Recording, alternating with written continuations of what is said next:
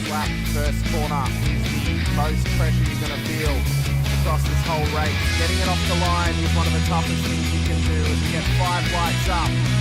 And the Bathurst Enduro is underway for sprint 2 with a great start from the front runners and the TMX boys as well inside of the top 10 as they run round turn number 1. You can see Lawrence has got a good start away. They've kept themselves nice, clean and consistent, Sinka.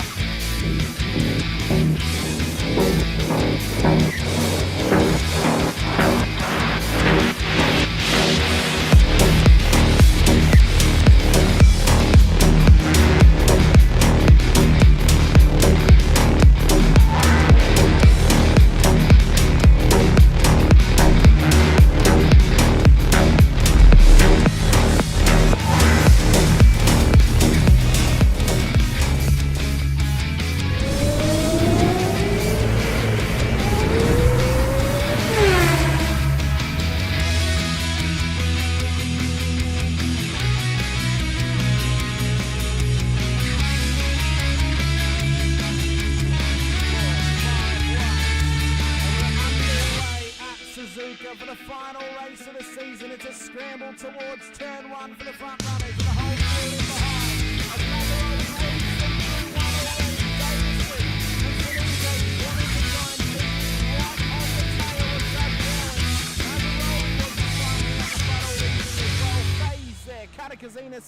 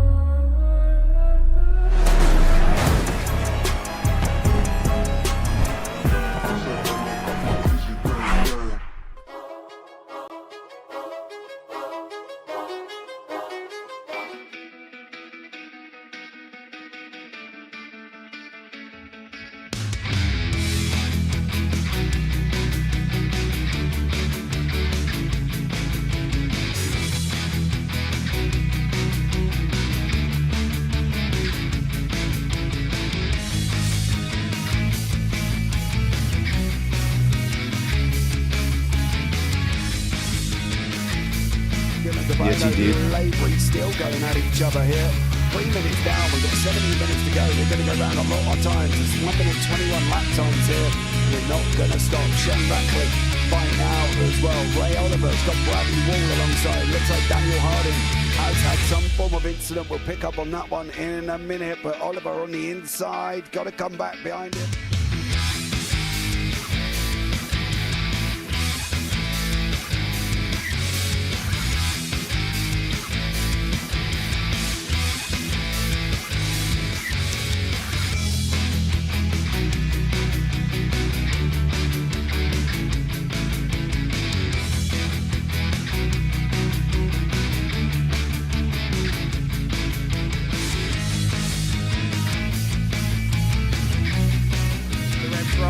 Further back as we're underway. James Scott will lead them up the hill, up towards turn 1. Can they keep it clean? There's already contact with Dolphin and Stonefit on the straight as they run round turn 2.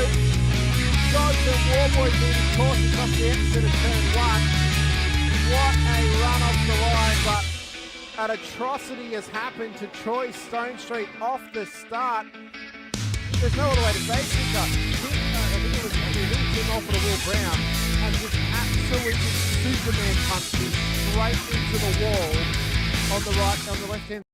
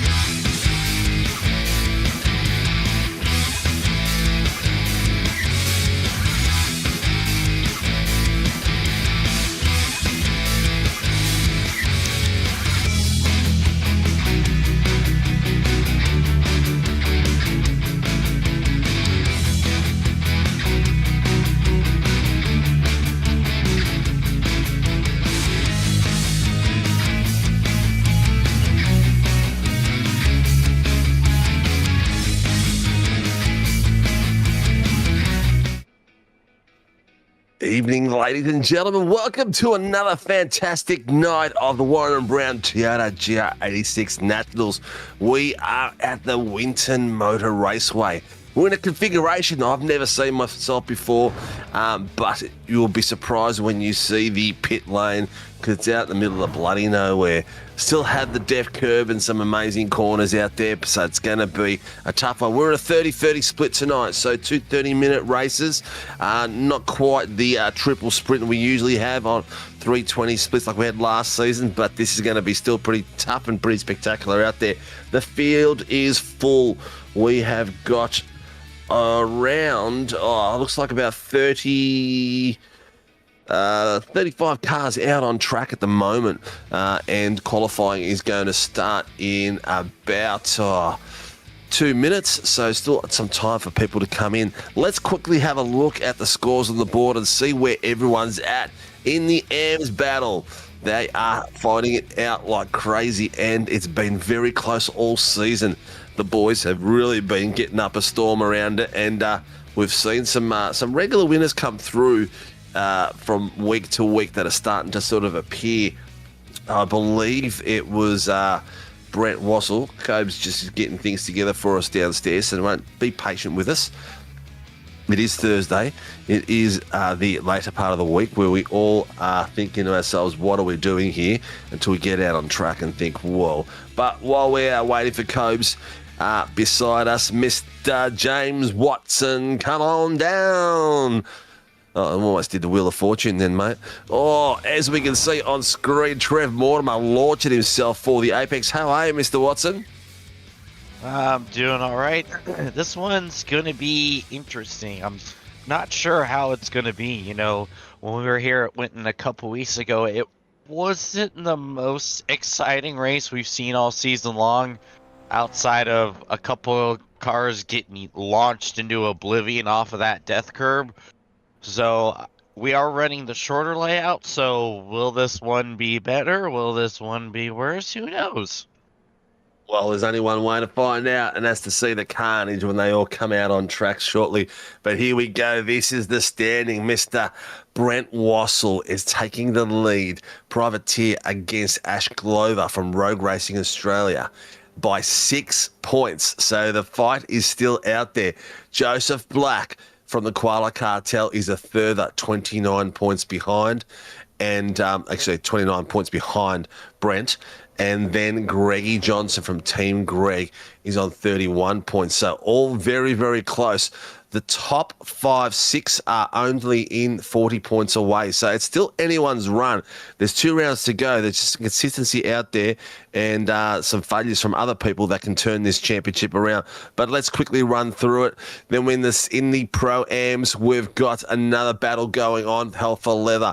81 points separates the top 4. We've got Stevie Jr. Daniels from LCR Esports in the top spot. Thomas Sunny Cena from SLM Academy, 10 points behind him for the fight out. And then Chris Tomlin from LCR, a further 44 points behind Thomas Sunny Cena. So it could go either way. Max Donnelly from NZR Racing is at 429 points, a further 30 points behind Chris Tomlin. Then we've got Elliot D from Team Pearship Racing in 5th place, Jacob McIntyre from Sim Race Brotherhood in 6th, Jarks One Pool from the SLM Motorsports in 7th, Liam Amos from the Sim Brotherhood in 8th, Tyler Sheaf from the SLM Academy in 9th, Mark Snow from the SLM Academy in 11th place, followed by Kev Wakefield, Joshua King, Cameron Hardwick, Mark Cochran, Ryan Price and Andrew Lydon.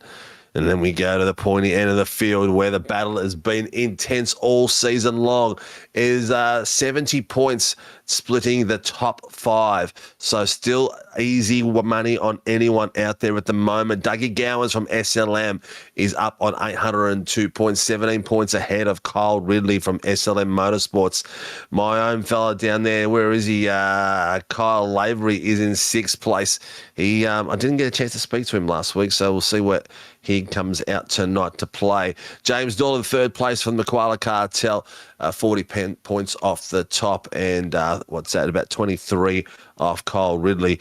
Cruz McVee had an impressive outing last week. He's on 740 points, so about 62 from the top step. We follow it there by Greggy Cook from Project 36, Kyle Lavery in 6th place from Team SW Motorsports, Carter Dines from Dine Tune Racing in 7th, Thomas Cooley for Koala Cartel in 8th, Sean Doyle from Vermilion Esports in 9th, and Trev Mortimer from Rogue Racing in 10th. Following along by Mitchie Noble, Daniel Burns, Jacob Trainer, David Gallo, Callum Hodgkinson, Sam Kudakazinos, Wade Reynolds, Timothy Miles, Ray Oliver, and David G. Clark, not the Explorer. Or is that David C. Clark? Yes, it is. Ladies and gents, here's the track. We are down to qualifying now, 13 minutes in. As you can see, the times crossing the board down the bottom, and some critical times already being set by some of these boys. Mate, I reckon it's going to be an absolute perler. I've got the bones inside my body are going, this is going to be interesting tonight. I hope so. And honestly, seeing the points, that's pretty wild. Everything has been completely turned upside down than what it was just a week ago. Doug has come out of nowhere to take the championship lead.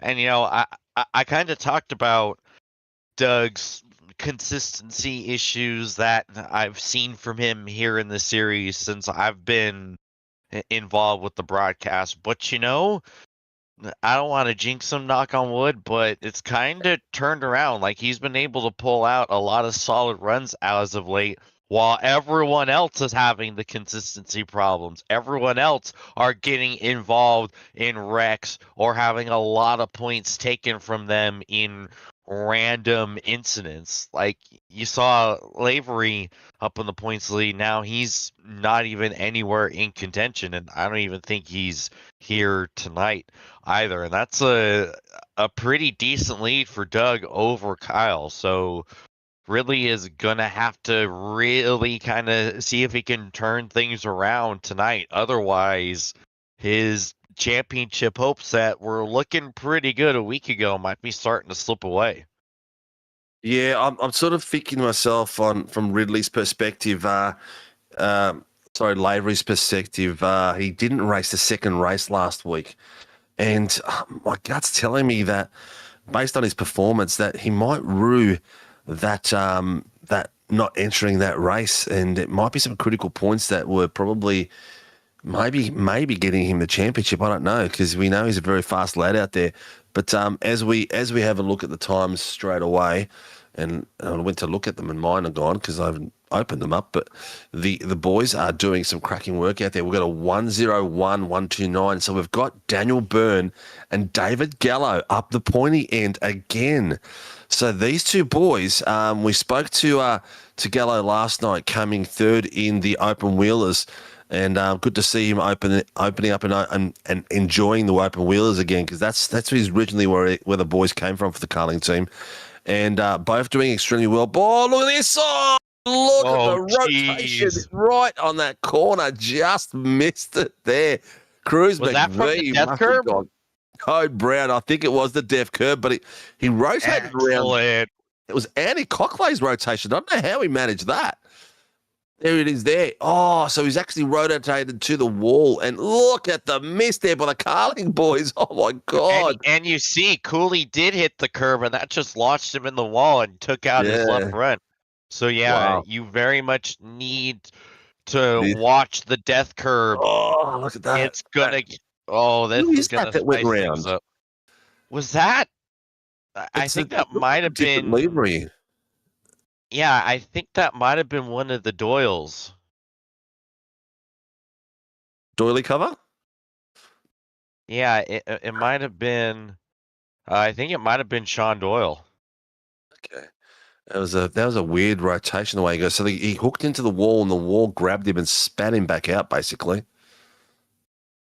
But as we're going on, that sort of derailed our conversation, didn't it? Because the times that are coming in at the moment are really good. Daniel Bird, David Gallo showing that they've got their pace back, and maybe they're practicing a little bit more to the end of this season, because they said they were going to start doing a bit more for next season.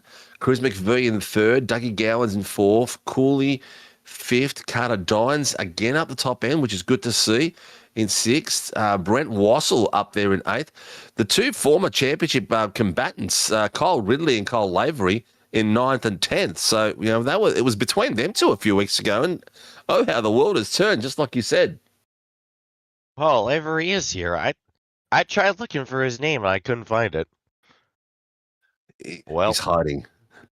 and, Sniper. yeah, it's totally that, and not because of my hilariously poor eyesight. Certainly not. Alrighty. So if you're out there and you wanted to follow the live timing, I will also copy that into the room once it goes active on my system to make sure it's working right, that is. And so then everyone can watch it, because that's one of my favourite things when I watch F1 is to have the live timing in my iPad at the same time.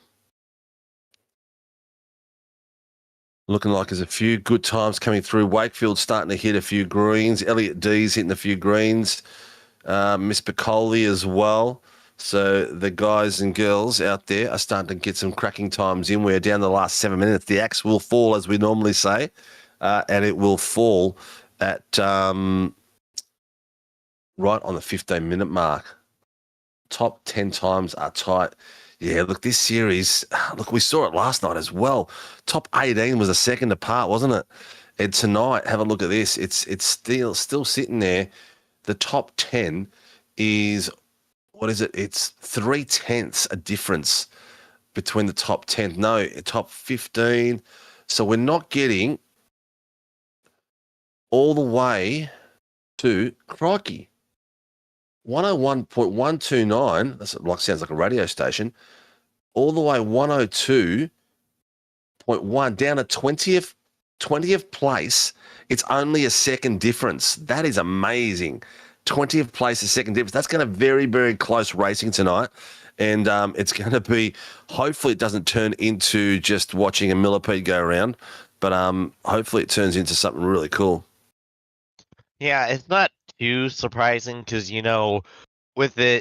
with smaller circuits, there's less corners to screw up, and because of that, there aren't going to be as much of a difference in times with the lack of ability to make a mistake. I mean, this layout is small, 1.26 miles. Charlotte Motor Speedway is bigger than this track. So it makes sense that everyone is close, but even still, the total distance from everyone is still astonishing.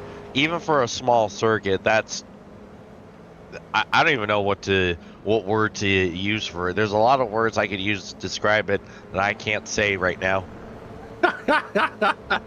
We'll just say that Mr. Watson doesn't have a lot of love for this track. Is that safe to say in that way? Yeah, it's never been one of my favorites. Although the Rallycross circuit is solid.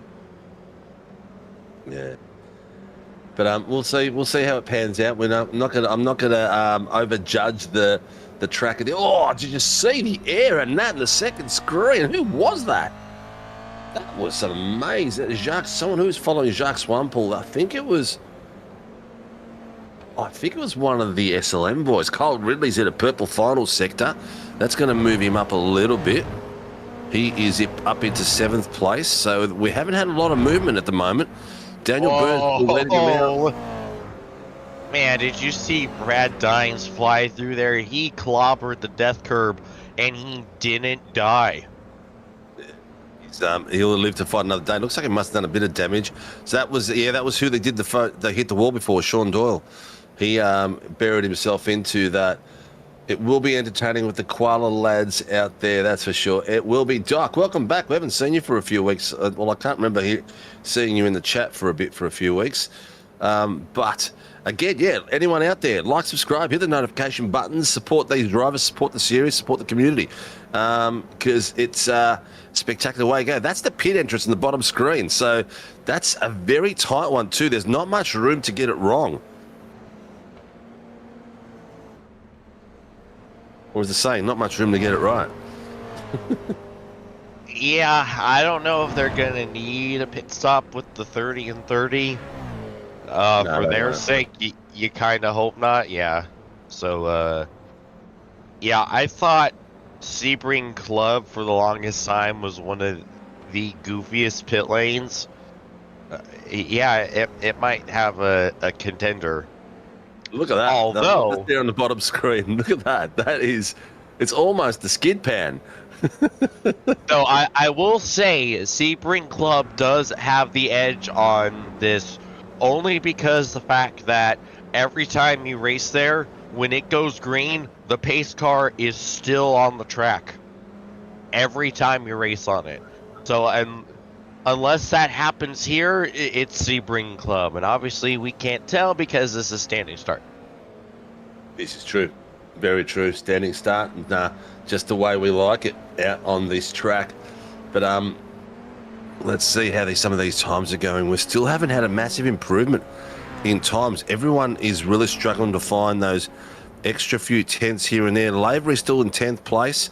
Trainer's got himself up into 12th. We expect Trainer up there. Greggy Cook, who got his first win last night in the open wheels, top step for the pros, is in 14th. We're used to him up the pointy end as well. Who else is flavouring further down the list that we expect to be up near the top? That's about it. Everyone else is sort of there and thereabouts. A few people haven't set times yet. McIntyre, Lipsky, Bowman. Others have all started to set times now, so it's going to be a hell of a race. The battle for Pro-Am and Am is on for young and old. Callum Hodgkinson, 2 greens, so he's getting himself up the pointy end of the Ams as he's coming through the field. Who is that? Mark Snowy Snow. He's having a good run. Ash Glover as well. So some of the AMs are starting to get better times coming through. And Pro-Am. So the battles are starting to come between those boys rather than at the very top. Daniel Burns got a bit of an off track. Thomas Cooley, Shane Doyle. So some of these boys at the top are trying to push the envelope now and try to take the track to its extremities to find the pace, whereas the boys in the middle of the pack are just settling into the groove. Sounds like a Madonna song. Let's have a look at the time gaps. 101, 129 is the fastest. Oh my God, here we go. All Now, the way I down will to 26th place. 1 second I gap. will say, right here, this might actually prove to be a great passing opportunity because this is a fairly lengthy straightaway compared to the full layout. So there might be enough time for cars to draft up on each other and send a move on to the inside. And it seems like a fairly easy corner to be side by side through before they get to the final chicane. So that Also, might be a positive compared to the GP layout. Yeah, there's also that S has become very, very fast. And the last kink in that S is the wall of death. So I'm thinking we might see a little bit more extra death in that wall. It might be the wall of champions that it's going to turn into. Yeah, with all the pace coming into, because it's a really sharp right-hander, and your runoff is onto those really big, chunky ripple strips. So I think we might be on there. It's about to die right now. Everything is finished. It's it for the qualifying period. And it hasn't changed much at all. There wasn't much excitement in the... Whoa, actually... Whoa, Kyle Ridley. Last lap that we saw him cross the line and thump it into the wall must have been a celebration thump. He got it across the line in the last second, just before the timer went. So there we go. I'll just turn downstairs because they're all having a bit of a chinwag now and getting their last-minute race briefings. But ladies and gents, we have got 2 30-minute races tonight, so they're a bit of a semi-sprint, not a full sprint. But we've got Kyle Ridley from the SLM Motorsports team got himself on the top step in the final lap. That's the only movement we saw in the top 10 for the last 5 minutes, but a cracking bit of work with a 101.127 by 2 1,000ths of a second over Daniel Byrne. His teammate, Davin Gallo, is in third. He has got 2 100ths behind him. Cruz McVee in fourth, another 2 100ths. Dougie Gowans, another 800ths. Thomas Cooley finally down to a 10th. So that is a very, very close battle. It's going to be out there tonight. It's going to be a lot of fun. Dougie Gowans in the chat says, this will be an absolute nightmare. It will be what you make it. Embrace the nightmare and make it what it is and enjoy every second of it. In sixth place, Thomas Cooley from the Koala Cartel. Seventh place, James Doyle from the Cartel. Eighth place, Carter Dines, up to the pointy end where he belongs, from Dine Tunes, in having a bit of fun. Brent Wassel, again, continuing some forward from Axiom Racing. In ninth place, Cole Lavery, Team SRW Motorsports, in 10th place. As we get across the line, we have got a lot of guys to get through, so I'll rush through these at the moment. Sean Doyle, Jacob Trainer in row 6. Row 7, Ash Glover, Greggy Cook. In row 8, is Trev Mortimer and Chris Tomlin. Row 9, Jacques Swampool and Wade Reynolds. Row 10, Ray Oliver and Callum Hodgkinson. And in row 11, we've got Stevie Daniels and Thomas Sonny Sina. Row 12 is Elliot D and Tyler Sheaf.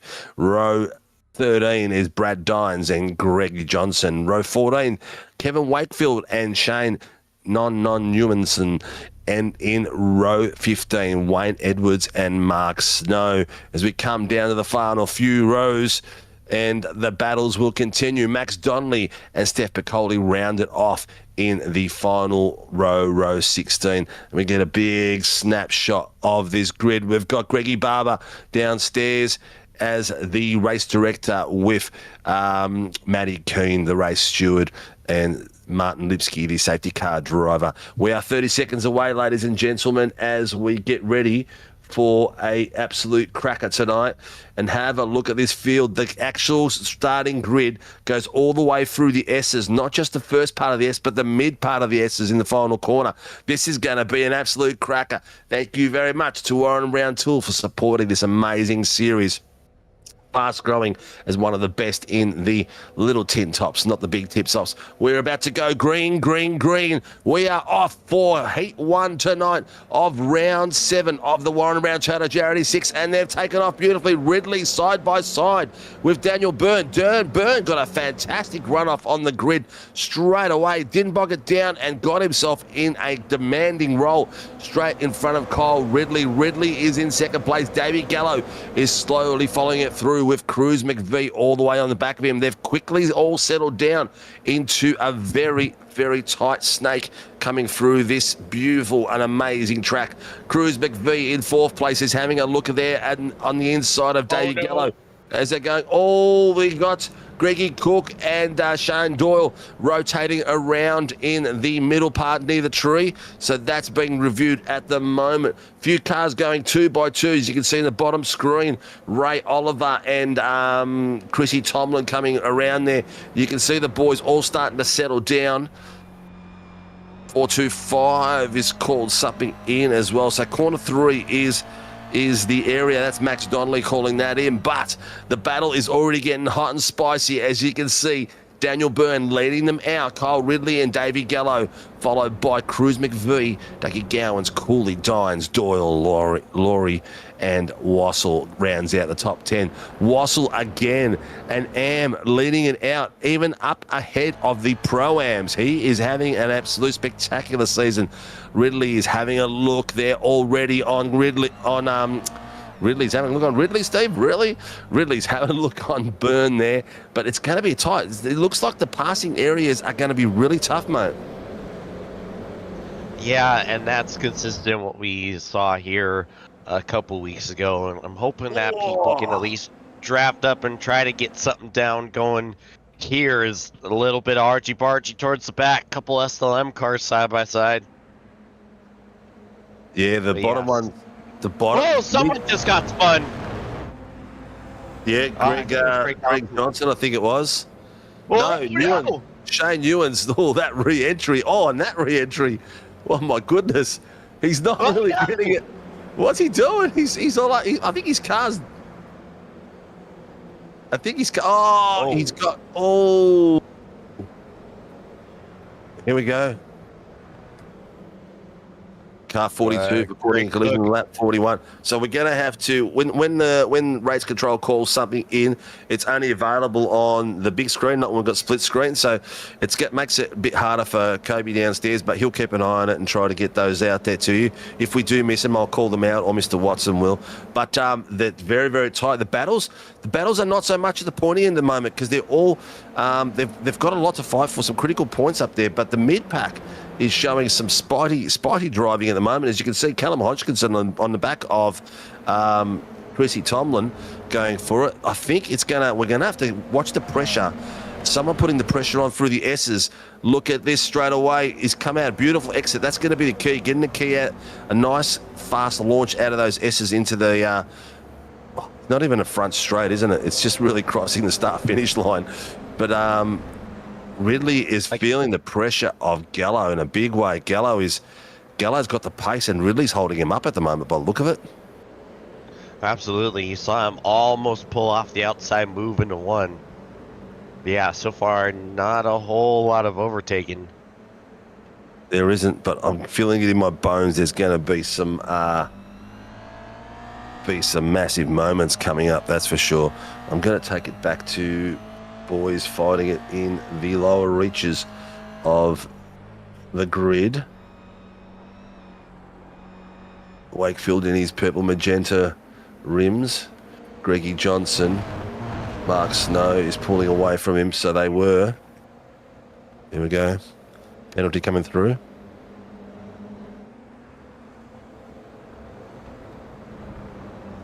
So it's actually on car 17, not Max Donnelly. So that's Wayne Edwards getting the penalty. Yes, it is, yeah. We've seen a few people that still haven't set a lap time. It looks like it's McIntyre and Bowman didn't enter the grid in the end. So we ended up with 32 instead of the 34 on track. But have a look at this pressure. Oh, here we go. There it is, 425, lap 4. I think they just did the same thing again. Yeah. Oh, okay, minus seconds. That's Max Donnelly. Okay, now here we go. Now they got it right. 17 is going to pop up. Yeah. Here we go. Tell you what, very, very fast flowing track at the moment. There's not a lot of gaps that we can see at the moment where you can see Dines is Dines off there. Someone just literally way off on the gravel. Yeah, he literally just came around the corner and missed his brake mark and just kept going. So it's going to be. He's requesting a tow as well. So he must have cooked it. Have a look at this. This is it. He's come through. He's actually lost it there somehow. Has he blown the engine there? Just hyperlocked it? I think he did, because he's got a meatball. I think he blew up. Yeah, I think he's blown the engine. So he must have just gone too many down here, pop, pop, pop to slow it down. Not here. This next bit to keep it off the wall. Yeah. He's done it just here. Yeah, right. Oh, he's got a flat tyre. He had a flat tyre. He had a rear flat coming out of the S's. So he must have copped a puncher as he slid across the rear curb. But then that whole rear end is just destroyed. That tyre is not even attached at the moment on the inside. It's just sitting under the hub. And you know what? That's something that we had to deal with a lot a couple weeks ago. Yeah. Cars breaking their left rears going over the death curbs. Yeah. So it's going to be interesting to see what happens here, because that death curb is very aggressive. You've seen it, and you can only push it so many times. But I tell you what, the grid is so tight. The top 10 are really inside each other's pockets, and the slightest mistake can change many positions. The biggest mover so far at the moment is only 6 places, and that's Callum Hodgkinson coming into 14th from 20th. So he's just moved up 1-2, but I think that's just my SDK having a bit of a hissy fit. But Ray Oliver is up 7, 19th to 12th. There you go. There we go. Another penalty.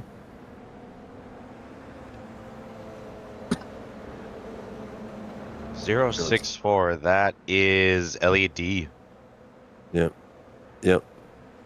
Not sure what that was. I think it was one of the incidents it was off camera when we were coming through. So we'll have a look. I'll take it down to Chrissy Tomlin for the battle here, which isn't really the back of the pack. It is the mid pack.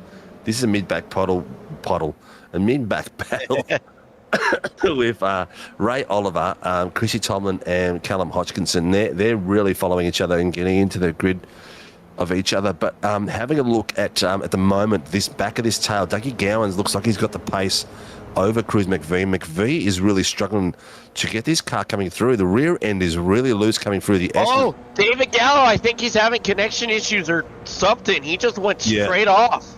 Yeah, Gallo is gone. He's dropping like crazy. Not sure what happened there. I saw him blink. I saw him blink a couple times, and then all of a sudden he just goes straight. Yeah, one blink, two blink, and crash. Not a good way to end that car, that's for sure. He was doing a fantastic job there, and that's allow everyone to move up one place. That's the biggest move we had of some of these boys. But Cruz McVee is getting the pressure there by Dougie Gowans. Gowans' just car seems to be a little bit better settled than McVee's. Watching coming through the S's at the moment. Watch this. McVee's car. Look at this. Gowan just looks a bit planted. See the transfer of weight on McVee's car? You can see that sort of leaning from left to right, whereas Gowans is sitting a lot firmer, so he's getting a lot more pace through there. Maybe a bit stiffer in the rear end, but it's not helping him. It's not enough for Gowans to get an overlap. He's really got to push McVee into a mistake.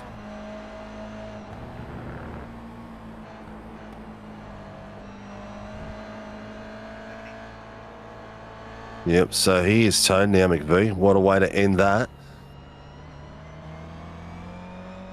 So two of the fast boys we've seen enter the pits, and races go pear-shaped on them, unfortunately. And they're now in the pits. Back end is having a bit of a stoush here at the moment. Kevin Wakefield and Greggy Johnson are fighting it out for some minor points down the back. Down the front on the big screen, Daniel Byrne has set some supremacy out there. Oh, this is Mrs. Fellman. Go, Steph. Can't wait to get back, hopefully next week. Hopefully see you soon, mate. We've missed you out on track. So these boys are still going for it. As we're speaking to Steph, they are chasing her down at the moment. So Kev Wakefield and Greggy Johnson are trying to catch her. As you can just see them in the back of the screen. But our boy Daniel Byrne from the Carling Motorsport team is starting to pull away. He's starting to get away from Ridley, and he's just so smooth tonight. It's like the Carling boys have found some newfound form this week.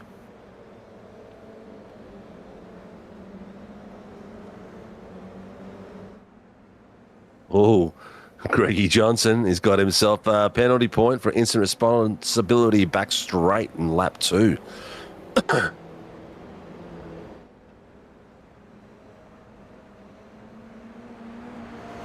Have a look at these down the back, the boys there.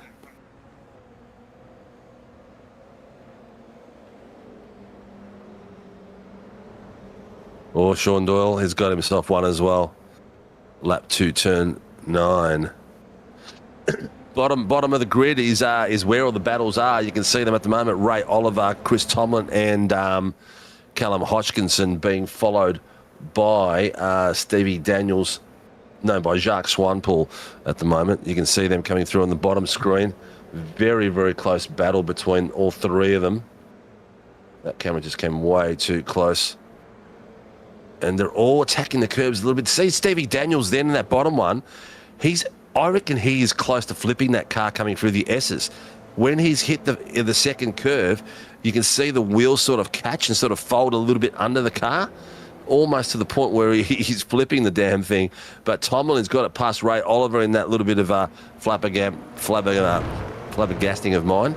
And he's got himself into the lead now amongst those boys.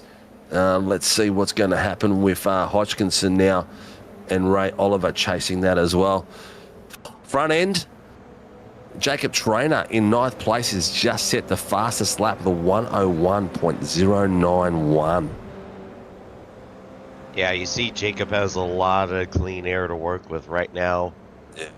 Also, I realized that my mic was muted for a little bit, so I don't know what the last thing you heard from me was.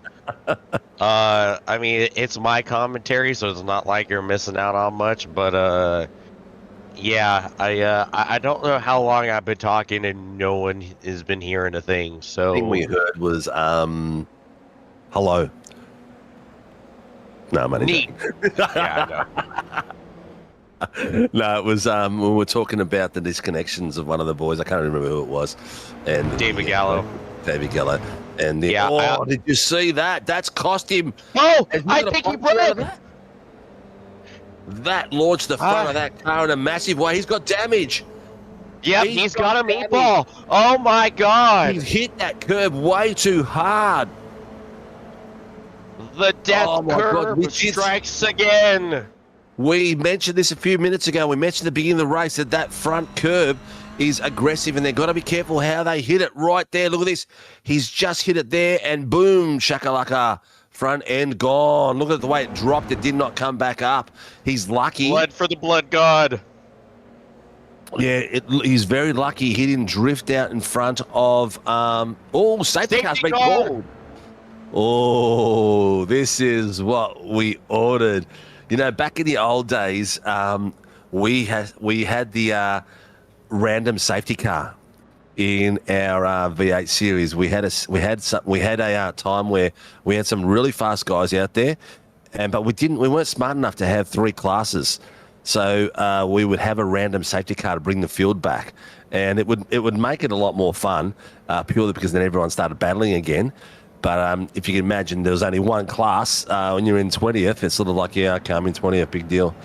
But now when you're in 20th, you are fighting for some critical points, man. You got nothing out there that you're not fighting for. Wow, Like that curb of death's taking a few now. Block. Yeah, that curb has nuked the entirety of Carlin's Motorsports. Yeah, both cars. And McVeigh. Actually, no. Gallo's incident was independent of the death curb. Yeah. Yeah, but it took But out it happened McVeigh. it happened in that same area, so I'm counting. Yeah. So we'll have to call that the Bermuda curve instead of the Bermuda Triangle. The place where no one returns from.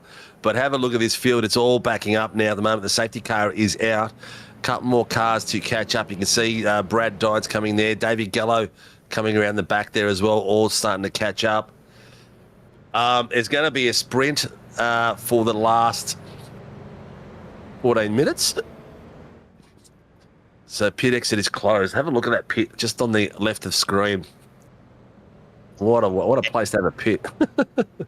And also, one thing that I pointed out that I'm fairly certain I did while I was muted is that you see Doug Gowns was finally able to get the overtake done on Cruz McVie. So now with the safety car, he's P2 with the win in sight. And this is critical because this is going to be a huge swing of points in either direction, with this being the top 2 in the championship table, 1-2 right now. So both of them are going to be giving it everything to make sure that they're ahead of the other. This could be the turning point for the championship. Could well be, mate. I think you're spot on there. But I think that every race that we have from here on could be changing that dramatically as well, because it's a close series. And have a look at that. If that happens to Ridley and Dougie Gowans, and then all of a sudden Lavery's up there, he'll have those points that he lost a few rounds ago, and all of a sudden that race he didn't compete in the last heat from the last round could be critical and could be like a slap on the knuckles for missing out some critical points. It's still anyone's race. That top 5, like we showed earlier tonight, anyone in that top 5 can still grab this race by the throat. We've seen Dougie Gowans win this race on the main straight of the last lap of the season, while Matty Keane ran out of fuel before there, and that got him the title. In the last few hundred meters, he won the title.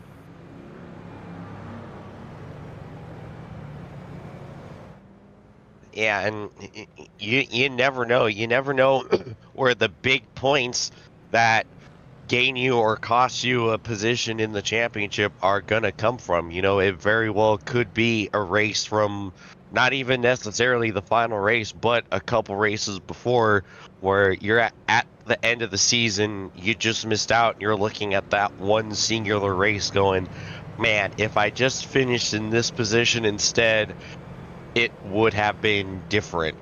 And that's what both of them are going to be fighting for, because there's definitely been times in my own driving career where I'm sitting there like, man, if I didn't make that mistake in race 3, I would have won the championship with those points differences. Now, obviously, you can't quite say that because you don't know how much things would change with the other races, you know, butterfly effect and all that. But, like, you know, rationality when you're in defeat just doesn't exist. Yeah. Someone just asked a question.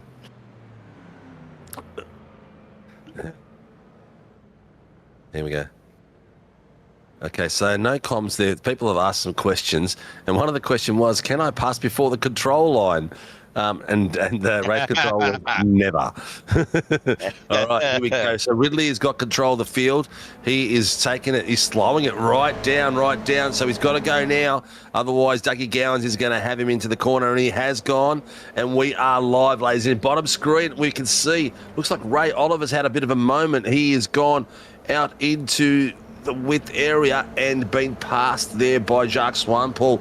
So the battle's in the back of the field. There's a few places have been moved, but at the front, they're all gone through very, very fast. Lavery has got himself back up into 6th place, so some great bit of work there. Trev Mortimer up 7 places into 8th place. Callum Hodgkinson up 9 places into 11th. So great bit of work there. I think we've got a reverse top 10 at this point. Rushy down the bottom. Tyler Sheaf around. Oh, Tyler Sheaf is going around. Where you been, Rushy? It's been a while, mate. Rushy goes, he still can't believe that people haven't read the rule book. Have a look at this. Oh, here it is. Elliot Dees. He hasn't really given enough room there to the SLM car, but then the SLM car's done the same thing to the Vermilion car. So it's a bit of tit for tat then. I'm not sure how that's going to go. I'll leave that for the boys downstairs. But yeah, some fun racing out there. Look at this. Let's watch these curves. Watch this. This S is quite spectacular. I do. This is part of my favourite track. Is right here. Getting this right here and getting the gears right coming into around this little bunker. The tight right hander. Getting it right for this straight here is critical. My skill issue prevents me from liking that corner properly for obvious reasons. It's not my skill. It's just my intelligence level. Let's have a look. Who can we have a bit of a look at? Stevie Daniels is having a bit of a stoush there with Wade Reynolds down the back. Oh, Doug's having a look. Oh, and he's having to go defensive too. McVie tried to sneak around the outside while Doug moved low. This is where they've got to be careful. There's remnants of last night at Phillip Island when you would get under the toe and try to pull out of the toe. The car behind you would tuck into your spot and you'd lose your spot unless you were very... Oh, look at that! Oh, McVie! He bounced like crazy there, McVie. Looks like he's going to lose that to Carter Dines. He's not still got free and clear yet. Dines has got a bit of a nibble from the back from who's that? From James Doyle as well. So that was a bit of a... Well, I'm here. You are going to be careful when you pass, but that was very lucky by McVie, man. He had a bit of air in that. Surrounded by marsupials. Yeah, he was. Lavery's having a look then too. He was having a look to see on the back of Doyle, because Doyle was moving around on Dines there. Have a look at the aggression over those curves. We're going to see some more cars disintegrate, mate. The way they're attacking those final S's into that final corner, there's going to be a few more broken parts flying around. broken parts and broken hearts. Oh, yeah, they're the ones. Wayne Reynolds is having a bit of fun down the bottom screen there with Ash Glover and Greggy Cook. Cookie's down all the way into 16th. Doesn't seem like far, but I tell you what, we've got a lot of cars on track, man. I know. Feels like half the track is filled with cars. Yeah, if we had the old the track map, cars, yep. you'd see it everywhere, yeah. Exactly what I was going to talk about. Yep, sorry, mate. Stole your thunder. Down the bottom there, we've got the Carling boys making their way back through the field. So that safety car did help them a bit there in 31st and 30th.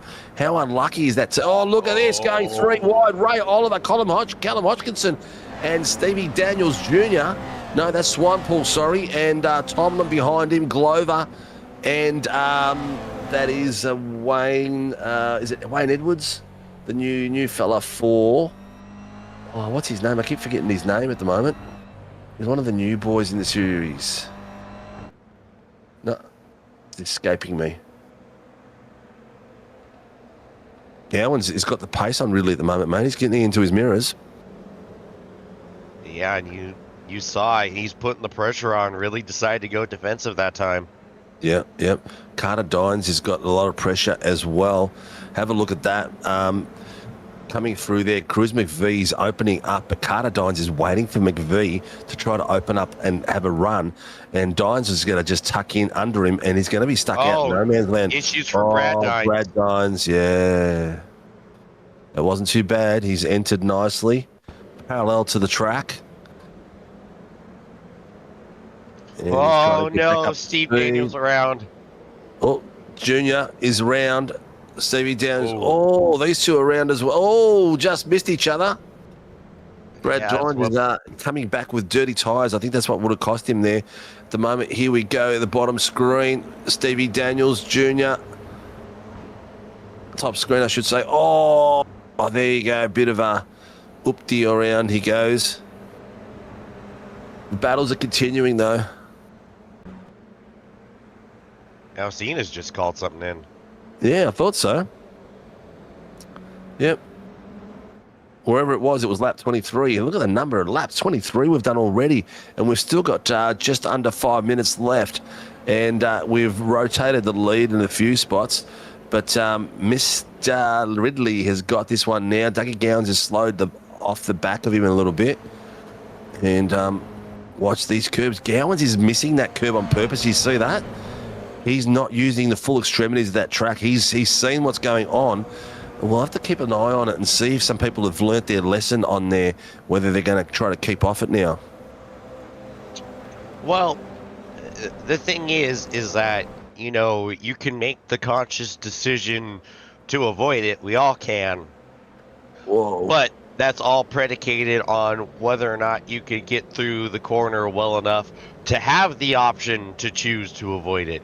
Because you can very well make the mistake of carrying too much speed, getting offline, and having to be forced to go right where that curb is because you can't change the trajectory of the car because of your mistake. So you can say, I'm not going to hit that curb, but you can't say for certain that you won't. Yeah, it's very true, mate. Not a smarter word said by you all season. Yeah, he's definitely That's avoiding a low bar. He's definitely avoiding it. Can you see him? He didn't even cross the white line for it. Bottom of the screen, we've got a bit of go going with these boys. We've got Wayne Edwards having a look on the inside of Stephanie Bacoli. He's got the pass done. Shane Newens is behind there as well, having a bit of stoush there with, I tell you what, that was Thomas Cooley coming through. Shane Newens on the outside line. Cooley on the inside line. We've got 2 wide. Finally got 2 wide tonight. Cooley's come in and made the move, but Tyler Sheep nearly cut in underneath Shane Newens, but he's decided to stay in behind him and follow him through. So a great little bit of battling between those boys. These boys in the bottom screen at the moment, they are in... Oh, they're down in 25th place, fighting for the AMP points. Here we go. 844, 10-second time penalty. Mark Snow from the SLM Motorsports team is getting an 10-second penalty, I think it was, for collision earlier on. We are down to the last 2 minutes, so we've got 2 more laps. I did notice that one of the boys nearly cracked the 1 minute. Cruz McVie is fastest on track with a 1 minute, .963, so it's not too far off. I don't think anyone's going to be able to crack that 1 minute. You'd have to be an absolute pearler of a drive. Now, the thing for Doug is, I believe that sensible line he's running of giving so much space to the death curbs is costing him time, because you see his Thomas Cooley back out on the grass. He sounded so defeated radioing it in. He got the curb again. It was that curb again. It was that curb again. I wish sometimes we could share some of these comms out there, but we don't always know what the people are going to say, and we don't have a beep button. Well, we do, but we don't have enough of a time to edit it while we are live. Look at that at the moment. Ridley's feeling that pressure. He's got a lot of dirt up. Now. He's got to. This might be He's got his dirty one tyres. chance. Yep. He's got to be really careful. He's got dirty tyres, and Dougie Gowans is right behind him, smelling the blood, the chum in the water. But how deflated was Cooley? Race control. Can I need a tow again? Yeah. Fool me once. Oh, look at that. On you. One of the cartel is underneath Carter Dines. It's James Doyle having a bit of a sniff there as well. Lavery's waiting to see what happens. God, look how close those 4 guys are in front of Lavery. I can just see a Bradbury moment, and Lavery just scrolls right past them. Meanwhile, we're going to be coming to the white flag here. Yep, we are there. Here it comes. This will be the final lap coming through. Where is Barney positioned on this track? Right there he is. Barney. Right Woo-hoo, yeah. Lavery's Lavery in the back. He's trying to have a bit of a look. I think he was just trying to warm up his wrists and his arms because he was sick of holding it in one position. But ladies and gents, we're on the final lap, and these boys have been breathing down each other's necks all night long. Oh, car 72's been done for a bump and run. That is, who's that? Oh, Thomas Sonny Cena's been done for a bump and run. Oh, and he called it in too, I think. So interesting there. Let's have a look at it here. They're coming through the final few corners across the back. And it's going to be a sprint to the end like it has been all night. They have been only a couple of tenths apart. So heat 1 tonight of the Warren and Brown Toyota GR86 Nationals is coming to an end, as we can see. Kyle Ridley coming through the final corner as he keeps it off the bumps, comes in first place. Dougie Gowans from the SLM Academy in second. So the 2 SLM boys take first and second. Cruz McVie comes across taking third place. And then Carter Dines in fourth, James Doyle fifth. The winning AM is Brent Wassell, as he's going to cross the line shortly as well to take that well ahead of the Pro-Ams that he is at the Pro-Am, sorry. No, he is the Am, and Chris Tomlin is the Pro-Am. Tomlin in 10th place, so Tomlin takes it out for the Pro-Ams, chased down by Jark Swampole. Bit of a killer race out there as the last few boys are crossing the line. Tyler Sheaf and Shane Ewan's coming through. There's a very big injury list of cars too, mate. There's a fair few people that managed to get some mega death injuries to their car, but still come outside and back on track and didn't do too bad. Yeah, it kind of reminded me of like a 2017, 2018 F1 race. Hardly any passing, but everyone was really close and close enough to at least keep our attention through, even if nothing ended up actually happening. Yeah. Few people out there commenting on the death curb as Rushy's out there. Yeah, that was a bit killer, that death curb. That is, yeah, I reckon next race people will be a little bit more careful. But you know what? You want to carry the momentum through and make a move in that first corner. You need to come through there and maybe, flirt with danger a little bit. Yeah, and like I mentioned a little bit, I think Doug being so cautious with it was costing him a lot of time, because you saw there was always a pretty decent gap, I'd say about a car length or so, every time they got to turn one. And then they get to that chicane and Doug is back on his bumper, only to once again lose a car length after they got past the death curb. So I think if he just kind of yelled YOLO and got a little closer to it, he might have been a little closer to Kyle and might have been able to make that move. But that's a difficult thing when you're in a championship battle, especially, is that you don't want to be over aggressive trying to go for a couple of points and end up doing something stupid and costing yourself a lot of points. And yeah, the points he lost to finishing second to Ridley is a decent amount.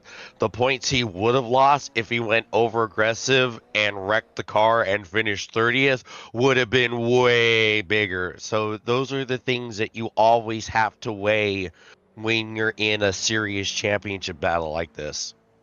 Big picture is very important, and that's what some drivers forget when they're racing in any series. True, the big picture is, you don't always have to beat that car in front of you. You've just got to maximize your points every round and get yourself up there at the pointy end. We had a driver about a year or two back in the V8s and won the series with winning the last round of the season. He hadn't won a round all through the season, but he was winning on points purely out of consistency. And that's the hardest thing to learn when you're fighting for a championship. That's the toughest lesson, because our instinct and, the sensible thing in a way is to push as hard as you can and to get as many points as you can. But what really makes you a championship winner is learning the balance of when to push like hell and get those points and when to just go, this is a solid enough spot. Discretion is the better part of valor. And I lost a real life karting championship in the process of learning that lesson. It is a hard lesson that's usually paved in tears, but when you do finally learn that lesson, that really makes you a championship winning driver. It does. And a perfect example would be Oscar Piastri in the F3 final series in his F3s, where he was consistent all the way through the season, and his form dropped a little bit in the last latter part of the season, but he just maximized points all the way through and just kept maximizing points and just fighting through his form, and won in the championship at the end. And in the end, he's become only, I think, the second driver in history to win Formula Renault, the Formula Euros, Formula 3, and Formula 2. And I think the only one that's done that is Leclerc, and possibly the boy with the big eyelashes, Mr. George. I'm not sure if Georgie did that as well, but I'm pretty sure that Leclerc done it as well. So it shows you a quality racer when you know you've got to fight for those points and maximise rather than taking the risk and putting it all on line and losing those points. It's, you got to be aware of who's around you and where they are sitting on the ladder as well, and who you're fighting with. Because if you have got someone who's like, say for instance tonight, Ray Oliver was leading that race, and he's nowhere near you in the title fight, well, you know what? Finishing behind him is not a bad thing. It is what it is. You finish behind him, yeah, but you maximise the points from all the people behind you that you're chasing. So we are warm up is finished, mate. So we've got a reverse top 10, I believe it is. Yes, it is. So it's going to be a very interesting one. That's why Ray Oliver's been out there practicing all the way through. He is having a bit of a run and getting used to it. Elliot D as well, who's starting on the front row with him, has been out there too. So the two boys that are starting on the front of the grid, near the front of the grid, were out there practicing. Let's have a look. This is how it starts. We have got LCR's esports legend, Chris in the making, Chris Tomlin, Pro-Am. I love the look of this these scoreboards at the moment. I hope everyone out there is loving the graphics that we've worked hard on this season to get through for you. And Chrissy Tomlin is on the front row with Brent Wassell from Axiom. In the second row, Jacob Traynor from SRB with Trev Mortimer from Rogue Racing. In the third row, Kyle Lavery from Team SRW Motorsports is beside James Doyle from the Koala Cartel. In the fourth row, we've got Carter Dines from Dine Tunes Racing beside Cruz McVie from the Cartel. In the fifth row, Dougie Gowans from SLM FTR beside Kyle Ridley in 10th place. In the sixth row, we have got Jacques Swanpool beside Ray Oliver. Seventh row, Callum Hodgkinson beside Greggy Cook. In the eighth row, Ash Glover and Thomas Sonny Cena. In the ninth row, Shane Doyle and Wade Reynolds. In the 10th row, we've got Elliot D and Max Donnelly coming across. And in the 11th row, Stevie Daniels Jr. with Kevin Wakefield, his teammate, beside him. In the 12th row, Wayne Edwards is beside Mark Snow. In the 13th row, Shane Non-Newens is in that position beside Tyler Sheaf. In the, what am I up to, 14th row, Stephanie Piccoli is with Brad Dines. In the 15th row, Daniel Byrne and Davey Gallo. They've got a lot of work to do at the back there, those two boys. And in the final few positions, we've got Thomas Cooley in and Greggy Johnson on the 16th row. This row goes all the way back through the S's. Martin Lipsky is our safety car driver. Race director tonight is Greg Barber, and race steward is Matty Keane. And this is going to be an absolute cracker. Rick Kelly back in 2006 won his without a win, I believe. There you go, Buffer. It is true, and it has happened in other series as well. So we are ready to go. We are waiting for Tomlin to get on track at the moment. He is supposed to be in that space we're rotating around, but have a look at him going all the way back to the beginning of the S's for this grid. We've got 30 minutes of the feature race tonight for the Warren Brown Tools Toyota GR86 Nationals. We are 30 seconds away. We are ready to rock and roll. I'm going to put the second camera on Dougie Gowans and Ridley, and you can see them from the blimp in the bottom once we get going. But ladies and gents, this is going to be absolute rip terror. Get ready for 30 minutes of action for round 7 of the Warren Brown Tools Toyota GR86 Nationals. Title fight is on the line, but not only for the pros, pro-ams and the AMs. As we've got Barney here with the green flag looking at us, thinking, oh, when are these boys going to start? As long as he does his job and flies that damn flag when it's a white flag. Ladies and gents, we're about to get running. The engines are revving. The lights are about to change. We are go, go, go for the feature race as they smoke up all the way up and down the field. They're all coming into the first corner. Lavery is having a look underneath right away. There's a bit of action going across. Oh, going out there. That's like Jacob Traynor taking the escape route straight away. Two wide as they're all funneling through, coming nicely. Chris Tomlin has got the lead out there by 6/10 on Brent Wassell straight away. Kyle Lavery's got himself into third place. Some critical points out there for Lavery. He's got a lot of work to do for 30 minutes as we watch Trev Mortimer, James Doyle bouncing over those curves as he's on the inside of Trev. Mortimer's got James Doyle having a look. He's hugging him, coming through, swapping a bit of paint. Lavery's wiggling around. Oh, Mortimer! Oh, I think Mortimer thought Lavery was going to go round and try to avoid the action, but he's managed to lose himself a whole heap of positions coming through there. He's tucked it in nicely straight away, but we've got Carter Dines, Cruz McVie and James Doyle putting pressure on each other at the moment. And while these boys are all fighting it out, we have got a Pro-Am on the front row and a Am in the second row. So these boys are going hell for leather out there and doing a spectacular job. We've got it on the blimp cam down the bottom. You're watching the boys come through. That's focusing on Dougie Gowans at the moment, so you can see them all coming down. Lavery has got the pressure on as well. James Doyle behind him too. So these boys have gapped it out a little bit on the second part of the field. Lavery, Wassell and Tomlin. Doyle is about a second and a bit off that. It doesn't look like a lot, does it, mate? It really looks like about five or six car lengths, but that's a second, nearly 2 seconds down. Yeah, and it really doesn't seem like much, but that's quite a bit, and it looks like quite a bit on a track this small. Yeah, great bit of work there. Biggest mover so far on that start is Max Donnelly up 4 places. Pretty much most of the field moved up 1 or 2 places. Cole Ridley got past Dougie Gowans on that start as well. James Dawes just hit the fastest lap for 1:01.099. You can see the front 3 are slowly pulling away.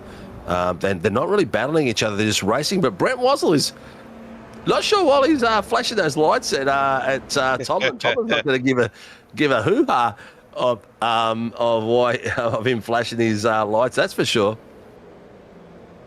Not on a track like this. That's going to tell you that. That's for sure. How many times am I going to say that's for sure? That's for sure. Yeah, that's for sure.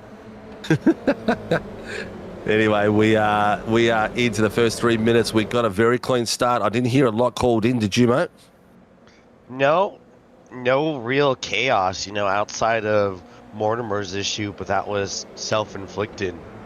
Yeah, it looked like he just panicked. It looked like he thought Ridley was going to lose it in front of him, didn't he? Yeah, Trainer did end up going wide in turn 1 because of being 3 wide, but, that's just a racing deal. I don't know if that's something you really could call in, because you can't imagine race control is going to rule any other way. 3 wide into a tight corner. What can you do? Yeah, Reynolds down the bottom is having a look there with the NCR car of Martin. I think it's Martin that's got that car. I'll find him in a second, but they're having a bit of a stoush there, a bit of a swap positions down there. Nothing major at the moment. Looking at the way some of these boys are attacking these curbs, still haven't learnt their lesson. They're really hammering them back, especially in the mid-pack. I think we're going to see some more cars fall apart through this race as well. Well, I don't think those curbs are a problem. We've seen them clobber curbs a lot bigger than that at other tracks. It's not those curbs that are the issue. It's just how the curbs are set up on, the death curbs is what's an issue. Is there's a whole lot of smoke in the background. What's that? I think I can see 747 Simmons says there looks like it's a class error. That's a reverse top 10, mate. So that's why he's up there at the moment, and he's struggling because he's got them all over him. But it's really hard to pass on this track. As you can see him battling it through. He's got James Doyle behind him, Carter Dines. Kyle Lavery lost a place there to Carter Dines at the moment, but he's going to be trying to fight it back through there. It's tough. Have a look at the pace difference. You can see that James Doyle is a lot faster than Brent Wassel, but you need to be not just faster, but a lot faster to get the overlap done, because you don't have a massive straight, and you need to be able to drive it in the corner, and the track is tight, very tight.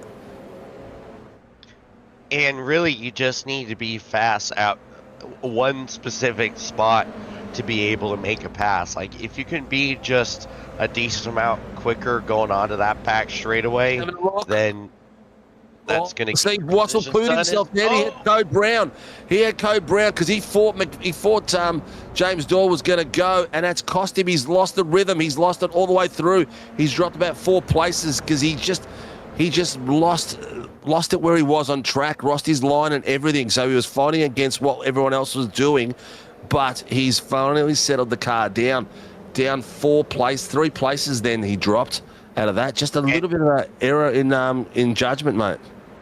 And that was a pretty genius move from James Doyle to do that. He just kind of showed the nose in his mirror, saying like, I'm gonna pass you, I'm gonna pass you, and sold him a little dummy, hoping that he'd get in his mirror, get a little spooked, and that's exactly what happened. He played that to perfection, and he was able to get the spot because of it. And that's just boils down to the experience level between an AM and a pro. You can, I don't know if there's a way to say this without being derogatory. Is Tomlin lost the lead, man. I'm sorry, jump over you. He's lost the lead there, but Doyle got that done now. Dines is having a look 2 by 2. We also got 2 wide, 3 wide down the bottom of the track as well. They're really starting to get their elbows out in some of these spots because they can see they can make the move. But this is the AMs now, and the Pro-Am slowly losing the field and getting swallowed up. We've got Wassel and Tomlin side by side. These boys are out of class,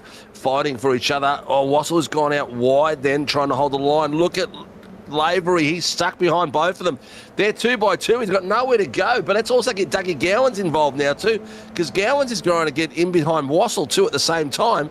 And let's see how this comes out of this. S's coming through the final few S's. It looks like they're falling in line. Wassel's race line is just...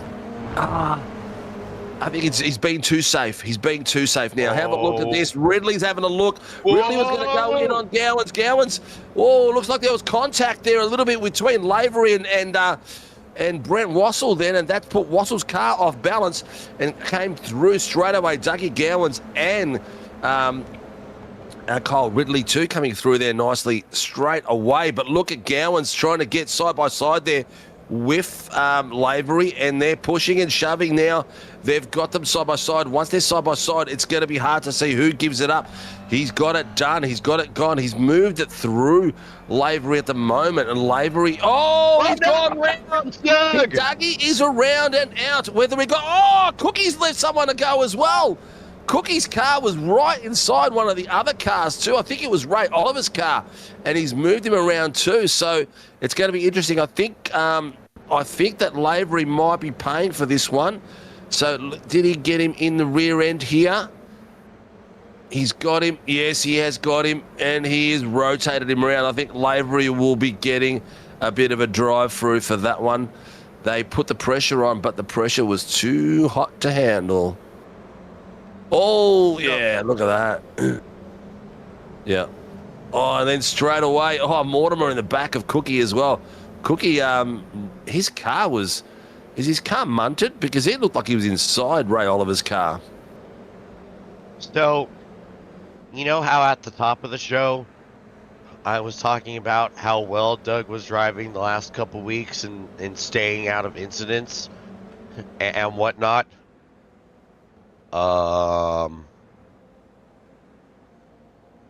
Yeah, I think I might have jinxed him again.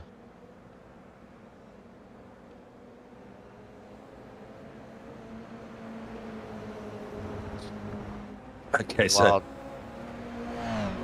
chat was disabled, and the boys didn't pick it up.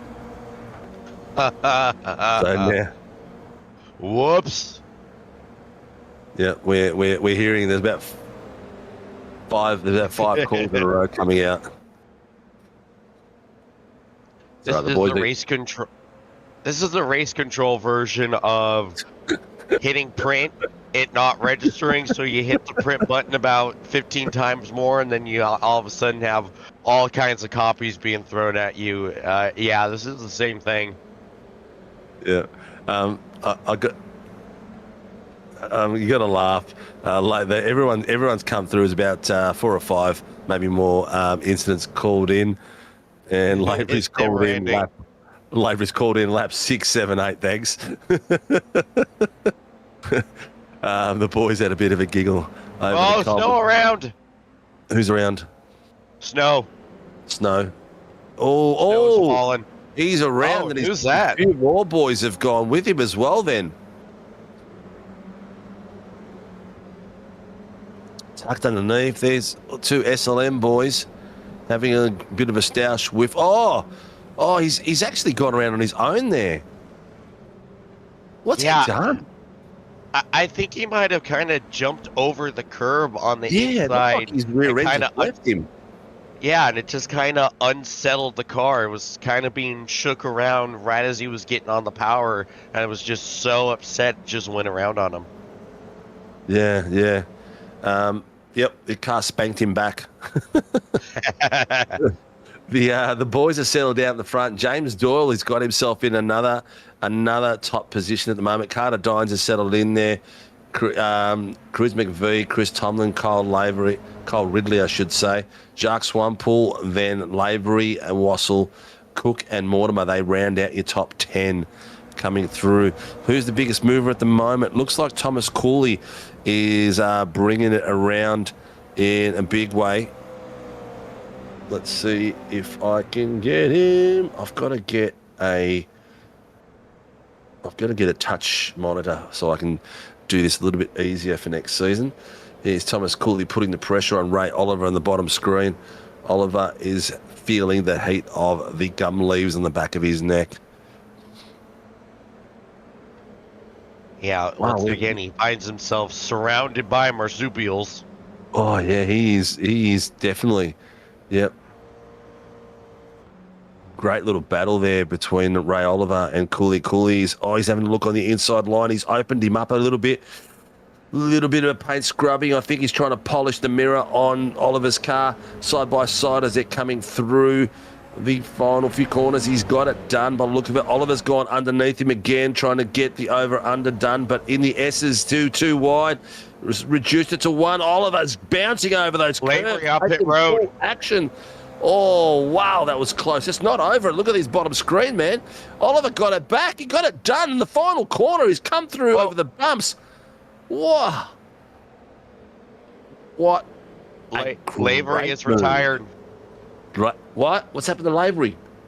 I don't know. I saw him pull off onto pit road, and he just disconnected. So that's night over for Kyle Lavery, and that might be all she wrote, sunshine on the championship hopes. I think at that point, yes, definitely. Have a look at James Doyle. He's got it. Hasn't got it his own way. He is battling it with Carter Dines. Dines and him are really. I reckon one of these three guys here is going to destroy his car. Oh, Mortimer's going super wide. Oh, he avoided the death curve. Very good driving. Yep. Have a look at his bottom screen. Oh. These guys are really going for. Oh, Tyler Sheaf rotated around. He did call something in. Is that what it was? I'd imagine so. A little bit of contact with Jacob Trainer. Looks like Trainer has come. Oh, he's just giving him a little bit. Oh, both lucky. Oh, look at that. Yeah. Oh, the Carling car, the second Carling car, who was Davey Gallo. It looks like he was innocent bystander and going in the back of. Straight into the back of Jacob Trainer. Turned his car into a mushroom at the back there. Look at these boys. The top three are just going for it like crazy. Meanwhile, the Doug Gallon's comeback train is going. He's made up a few spots now. He's definitely coming through it. He's still two places down from where he started, but he's working his way back. Yeah, P11 is not bad considering where he was, and Kyle really is still only top 5. So if he can continue this run of form he's been on ever since the incident, he might be able to mitigate the damage pretty well. Yeah. Just looking at the ladders and stuff to see where these boys are coming out. It's going to be very interesting.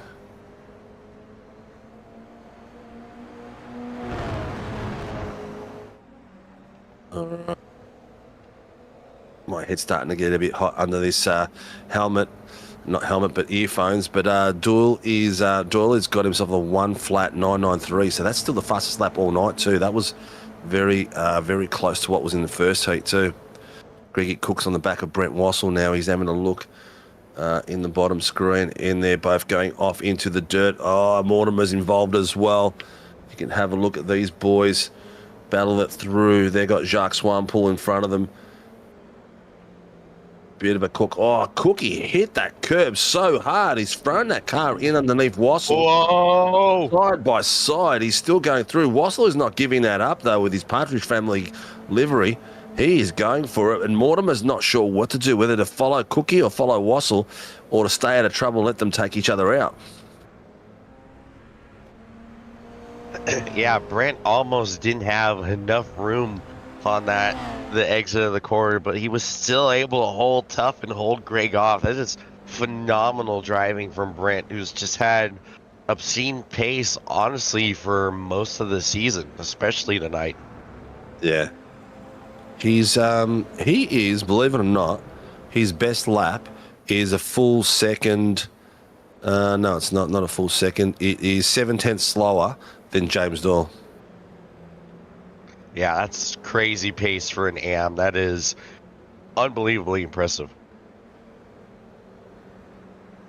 And Lavery getting a points penalty for the incident with Gowns. Yeah, yep, he has. It looks like is his car still in the session? He's just in the pits. No, he left the whole session. Yeah, okay. And it's crazy how fast things can change. Just a couple weeks ago, he had a huge points lead, and now he's probably going to be like, what, 300 plus points out? That's the thing about racing. Life comes at you fast. There's a bit of contact between Cook and Mortimer in the chicane, and here comes Sean Doyle trying to take advantage of it. And he's going to get Trev. Great move from Sean. Yeah, great bit of dust. I love the dust action as well down there too. It's making it look a bit more dramatic than what it actually is, isn't it? It looks so well under the sunset. It's really picturesque. It is sunset time, isn't it? It's and it's down to the last 11 minutes there. It looks like the second timer is going down a lot slower than usual as well tonight, but the battles are still everywhere. Just flicking through some of the back markers at the moment. Stephanie Piccoli, 2:47, lap 17 has called something in. You got Shane Newens from Mueller Racing fighting it out there with Mark Snow from the SLM Academy. Having a great little bit of a battle. Meanwhile, Gallants is caught all the way up to this Mortimer Cook Swainpool battle. You see Wassel going to the inside of Swainpool. Jacques pulling the crossover. They're side by side, exit of 1 and 2.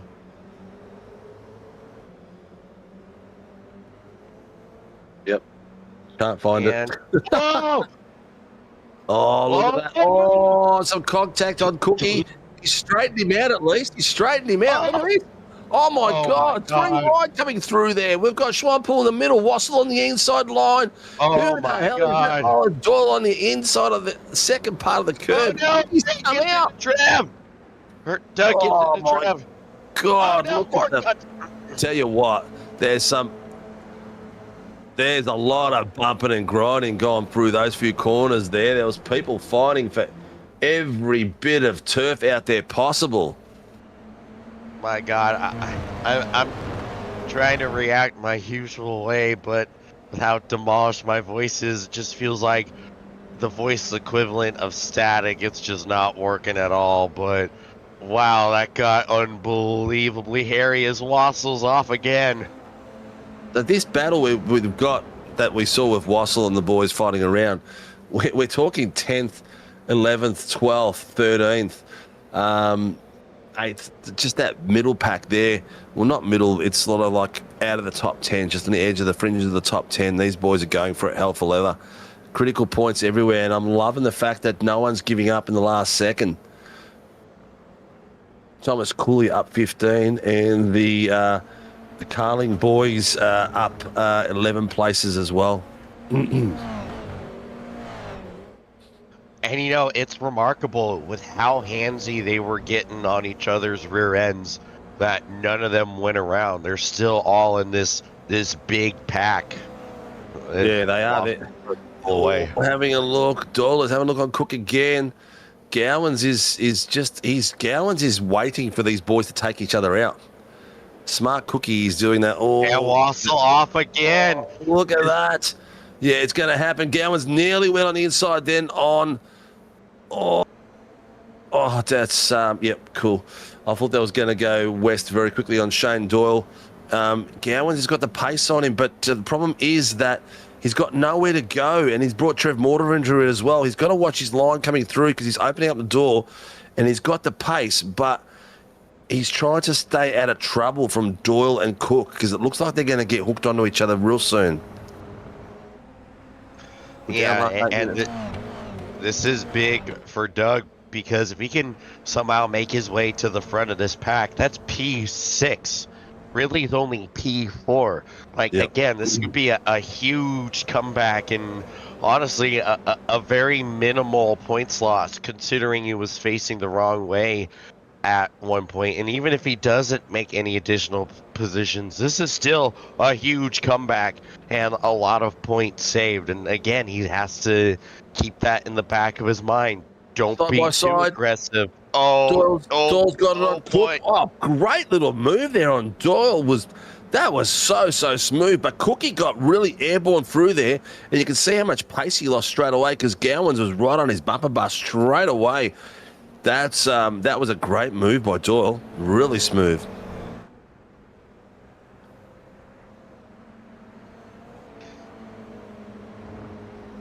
Everyone's avoiding that curve. Def now, mate. Look at them. They're all staying off it. They've all seen the pain that came out of the first race. Biggie Bears says hello. G'day, fella.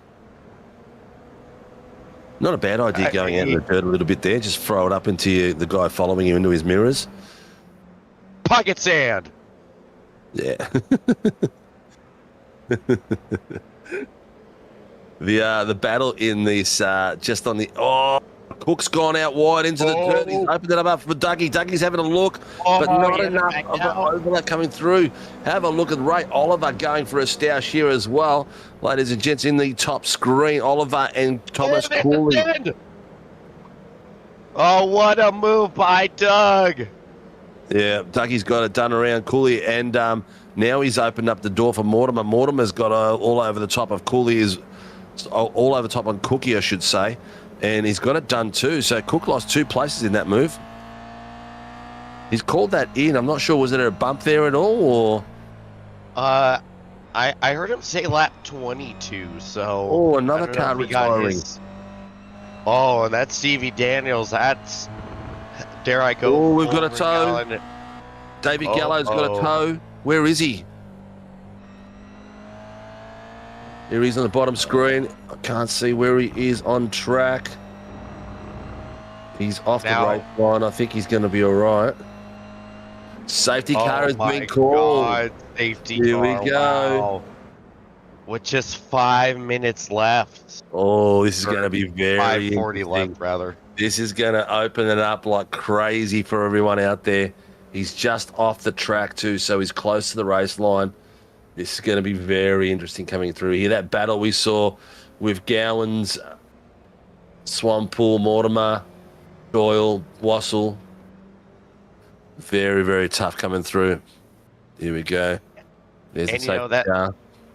that's good consistency from race control because that was it's tough to call a safety car with this little amount of time remaining in the race, but you know that's a similar spot to where Byrne was parked in race 1 when they called the safety car. So as much as you don't want to do it in this situation, it's good consistency to go, okay, we already called it for one moment like this, we got to do it for the other. So now the question is, how quick do we get through this and how much time are we going to have left to go back racing if we have any time?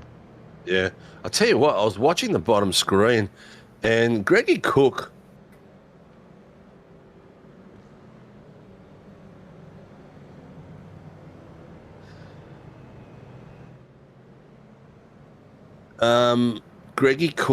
was virtually racing Trev Mortimer all the way to the back of this pack here, and they were getting really close. I thought at one point Cookie was going to tag him in the rear end, how close they were racing to the back of this pack.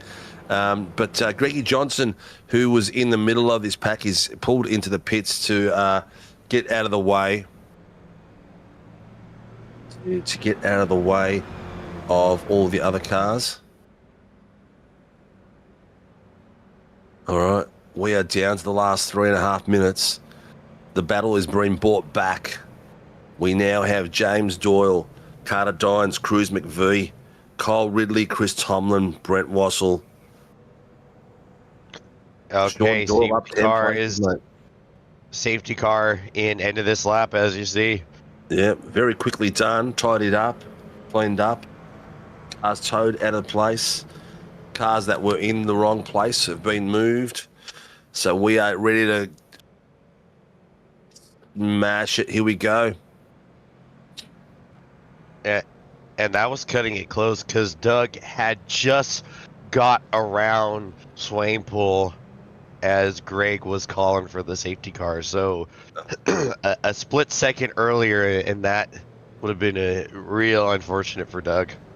Yep, there's a bit of a gap there. Brent Wassell's holding them up a bit. He's got to catch up to that field, mate. Yeah, they're on the back straightaway, so they're going to be going here. Yeah, very quickly. All right, they're going to catch now. So he's caught up now. The field has been condensed. All right, here we go, ladies and gents. This is it. The field's caught it, catching up now. The boys at the back of the track tyres are going to be ready to rock and roll. We are go, go, go. As we got James Doyle taking it through. Already going to put people through. Carter Dines, Cruz, Kyle Ridley having a bit of a look as well. And you can see straight away Tomlin and Brent Swamppool. Everyone settled down very, very quickly. A couple of cars have gone too wide. You can see Mortimer and Swamppool having a bit of a look. Cookie has got in front of Jacques Swamppool as well, coming through there as they're battling it through. Oh, Doug went way wide. Come through as well. He's too wide with Mortimer. You can see him at the bottom screen. Cook's right up the back of Gowans as well. So he's having a look for a bit of redemption after he lost a place three places wide before. We've got Mortimer tucking it in here side by side with Gowans. Gowans and Mortimer having a look. Gowans got the inside line. Mortimer's just touching a bit of the dirt. Thomas Sanisina's car's got something in. Mortimer has got the nose ahead of Gowans, but Gowans got the inside line. Is he going to keep it through there? He looks like he might have the pace coming through. Mortimer's hit that curb real hard. Bounce into Gowans. Gowans back into Mortimer. They're coming through. Mortimer's kept it off the wall of death, but Cook's tucked in underneath him as well. Cook's trying to get underneath Gowans. Oh, he's just made it through. Gowans just clipped his nose and come through. Mortimer's lost 2 places out of those 2 corners. They were aggressive over the curbs in the back S. Then in a big way, and that's what unstabilised Mortimer's car as well. He bounced into Gowans. Gowans bounced back into him as well. Wow, what a battle that is in that mid-pack, man. That's brought Hodgkinson in there. But look at Mortimer and Cook. That's not over between those two. They're going to take that all the way to the checkered flag. We are down to the last 30 seconds, ladies and gents. So we've got James Doyle leading him through. Carter Dines is in second place. Cruz McVie in third. Looks like we're going to get 2 koalas in the top right. We're having a look there. Tomlin's having a look. Ridley's having a look as well. Brent Wassell was having a look just a few seconds ago in the back part of the track. Lights are on. We are down into dusk, and we're finishing it off under some pressure. There's the white flag. Here we go around. Mortimer's gone into pits. He's got too much damage, I think. Or has he got a drive-through? He's got a drive-through that he's serving there. He might have an iRacing one there for all the penalties. Dougie Gowan just set the fastest lap for the 1 flat .827. That's been the fastest lap all night tonight. Some critical points. He needs those points for that as well. Oh, this is, tell you what, this has been spectacular running tonight, but they've settled. We've got a bit of a battle still on the bottom screen. You can see them. Newens, Mortimer's having a look as he's come out. Oh, one of the cars has got wide. Newens has got wide as well. Not sure if he got help by Mortimer or not, but I'll tell you what, he's come through and he's made a couple of places. But ladies and gentlemen, here we go as we come down the back straight, coming into the S's, coming through. We've got James Doyle from the Koala Cartel bringing it home for the Warren Brown Toyota GR86 Nationals, coming across the line. James Doyle in first place, Carter Dines in second, closely followed by Cruz McVie. In fourth place, we have got Kyle Ridley from the SLM Motorsports team. Chris Tomlin, the leading AM, has got himself up into 5th place and stayed there with the reverse top 10. Brent Wassell, the Pro-Am, has got himself, or is that the opposite rate around? Pro-Am in 6th place, taking it across the line. Car 73 has got a 35-second time penalty. Car 844's got a 30-second time penalty as well. Whoa, what a way to finish, ladies and gents. That was finishing with unserved black flag. Okay, that's what they were. Wow. That was snowy. Wow, indeed. That was time. time to hang out here for the rest of the race. Oh, Jacob Trainer. Mate, it's a tough one out there. I tell you what, it didn't look like there was a lot of bad driving out there. Mid-pack, there was a few incidents here and there that were probably questionable. Here we go. Okay, so everyone had an absolute blast, but they're all saying never, ever, ever, ever go back to a track like this where it's virtually impossible to pass. But you know what? It made it spectacular at some points. But yeah, it was good to see some of the battles, man. Yeah, I can't say I disagree with the sentiment. Maybe take a lengthy break before we come back to either of the Winton layouts. Or no, I got it. Let's go the Rallycross course next season. The Rallycross course in the 86s. Oh, that would be some fun, wouldn't it? Oh, geez. Well, let's see who we got in the room already. We've got Brent Wassel in there already. Is Brent Wassel Pro-Am or Am? I can't even remember anymore. Am. He's Am, so he's done it again. He's got. Let me just grab my little ladder while we're looking at these boys and promoting TVR. Is it TVR? Right direction. That's just who we are. Have a bit of a chin wag. Tell people what this is on screen at the moment. Mr. Watson? Yes. You there? Tell people what we're watching right now, mate. Ah, yes. The Team Watson Racing Setups commercial. You're looking for a great set of NASCAR setups? Stop on by and check out the weird side of iRacing. We have speed and cookies. Use code WATSPIN39 for 10% off. Check out. There you go. Nice little plug there, Mr. Watson. He almost forgot where he was and who he was plugging at that point. But here we go. 028, bump and run. Who's 028? Hodgkinson. Hodgkinson being a naughty boy, Mr. Hodgkinson. I am struggling to find the ladders, believe it or not.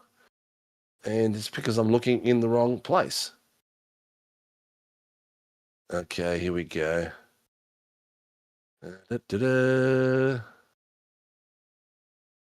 I can't see the current season standings. Anyway, that's cool. We'll have a look at it as we go through and see how the boys go. Here we go. This is how they finished on track, ladies and gents. This is the round 7 of the Warren & Brown Tools Toyota GR86 Nationals. James Doyle took the win tonight in the feature, all the way up into the top spot with a 1 flat .974. So an amazing bit of work there for him. In second place, Carter Dines brought it home for the Dine Tunes team, and another koala chasing the lead pack was Cruz McVie in third place. There, your top 3. Kyle Ridley got himself across the line for the SLM Academy, getting some critical points there across Dougie Gowan. So the battle's going to continue to the final 2 rounds. Then we've got Chrissy Tomlin, the lead Pro-Am, taking it across in 5th place, and the lead Am taking it across in 6th place. Did they have the pace? They were actually a full second slower than the boys behind them and the boys in front of them, but they just kept driving clean and staying in the pocket of this really tight track and did an exceptional job. Hats off to the lads. 7th place is Sean Doyle from the Vermilion Esports team. 8th place, Dougie Gowan's our current title contender and leader from the SLM FTR group. 9th place, Greggy Cook. A lot of bumping and grinding. I'm probably saying that he's got less paint on his car than any of the other cars out there because he was involved in a lot of little stoushes there with Mortimer, Hodgkinson's, Gowan, Doyle, and Wassel at one point as well. In 10th place, Callum Hodgkinson from OPR as we lead to the rest of the field. A couple of cars didn't complete tonight, but the field is huge and a lot of fun out there. All SLM boys, the next few guys. Jacques Swan, Paul, Thomas Sunny Cena, Ray Oliver in 11th, 12th and 13th concurrently. In 14th place, Thomas Cooley from the Koala Cartel. In 15th place, Daniel Byrne from the Carlings Motorsport team. 16th place, Wade Reynolds from JWM. And 17th place, Elliot D from Pear Shaped Racing. 18th place, Max Donnelly from the NZ Racing Series, and Ash Glover from Rogue Racing in 19th. Wayne Edwards from Webb Racing in 20th place. In 21st, we've got Brad Dines from Dines Tune. In 22nd place, Trev Mortimer from Rogue Racing. 23rd place, Kevin Wakefield from LCR Esports. 24th place, Stephanie Piccoli from the Apex Esports League. 25th place, Shane Newens from Mueller Racing. 26th place, Mark Snow from the SLM Academy. 27th place, Greg Johnson from Team Greg Racing. And 29th place, Stevie Daniels Jr. from LCR Esports in their 7 laps back. 28th place is Davey Gallo from the Carling Motorsport team. We saw that car come undone during that race. And 30th place, Jacob Trainer from SRB. A big fall from grace there from Jacob, all the way in 30th place. After having some really good pace early in the season, he's just had a little bit of bad luck coming through there. Tyler Sheep finishing in 31st. And our previous champion, Season 4 champion, Cole Lavery, had an off night tonight. I think he might have given up on the season now in 32nd place. A big thank you tonight from Martin Lipsky for driving the safety car, and our race director, Greg Barber, and race steward, Matty Keane. Bowman did not participate. He did enter the series, but mustn't have been able to complete. But that was a spectacular run, a nice few battles here and there in the middle of the pack. And let's have a bit of a chin wag to these boys that are all waiting to say g'day. Let's bring on Mr. Brent Wassell. Ladies and gents, he's making this habit, and he's coming through, the AM winner for tonight, round 7 at Winton Raceway. Mr. Brent Wassell, how are you doing, Brent, and how was the hell that was? Hey, Sinka, yeah, that was a good bit of fun, that. No, it wasn't that fun. It was nerve-wracking, actually, but it was good fun. Mate, you did well still. You know, you let out that second one. We're going to focus on the main race, the last race, because you were out there at the pointy end. You were doing really well, and then you made one error and you got swamped by about 4 or 5 cars, didn't you? Yeah, I did, yeah. Well, that first race I was going good too, and then, maybe like 4 or 5 laps to go, I friggin' hit the wall. So to try and just get it back with my steering wheel on 90-degree angle, but yeah, we're just talking about that in the green room, actually. Yeah, as soon as someone made a mistake out there, you know, you weren't getting, the field was so bunched, you were getting passed by, 3, 4 or 5 cars, so yeah. Well, we had really 1 second. 1 second from 1st to 20th in the qualifying. 1 second. So there wasn't much in it at all, and your times were, even though like yourself and Tomlin were probably about a second off the pace for the top 10, but there's no way people are getting around you. Once you're in that spot, it was really hard to pass. So you've done well to keep it where it is, mate, and bring it home first place for the AMs. Yeah, well, I actually had a spotter with me this race, and that's what I was saying to him when I realised I'd be starting P2 on the grid. I said, as long as I can get a good start, it's going to be tough for, I think Dougie Gowans and those boys were starting, 8th, 9th, 10th. I said it's going to be hard for them to get up to the front because it was hard out there passing. I think like the first race, maybe at one point I had like a second of pace faster than the car in front of me, and you just can't pass. Yeah. Yeah, I'm looking at the ladder, and I'm thinking this is last week's before the points. You're in second place, 103 points on Ash Glover.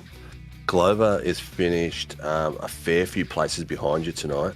So I dare say that you would be in the lead tonight, mate.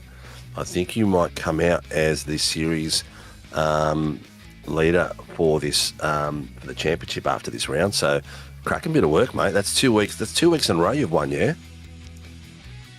Hey, no, that's 3, Sinka. Come on, give us some credit. Is that 3? Is it? Mate. Yeah, that's they don't call me Nemo for nothing. Yeah, I did have my spotter. I kept asking him every now and then, "Where's Ash? Go check Ash." Yeah. Well, he was doing well. He was only a few spots behind me. I want to watch the replay. I'm not sure what happened to him, but I think maybe in the last lap or two he dropped like right down to 19th. So he did, yeah. I'm not interested sure to if he see what got a happened penalty there. out of it or what it was, but yeah, he's down to 19th. So you've actually taken him. It's 4 points a position, yeah. 1, 2, 3, 4, 5, 6, 7, 8, 9, 10, 11, 12, 13 times 4. That is pretty good, man. That's what's that? That's 50, 52, 54 points.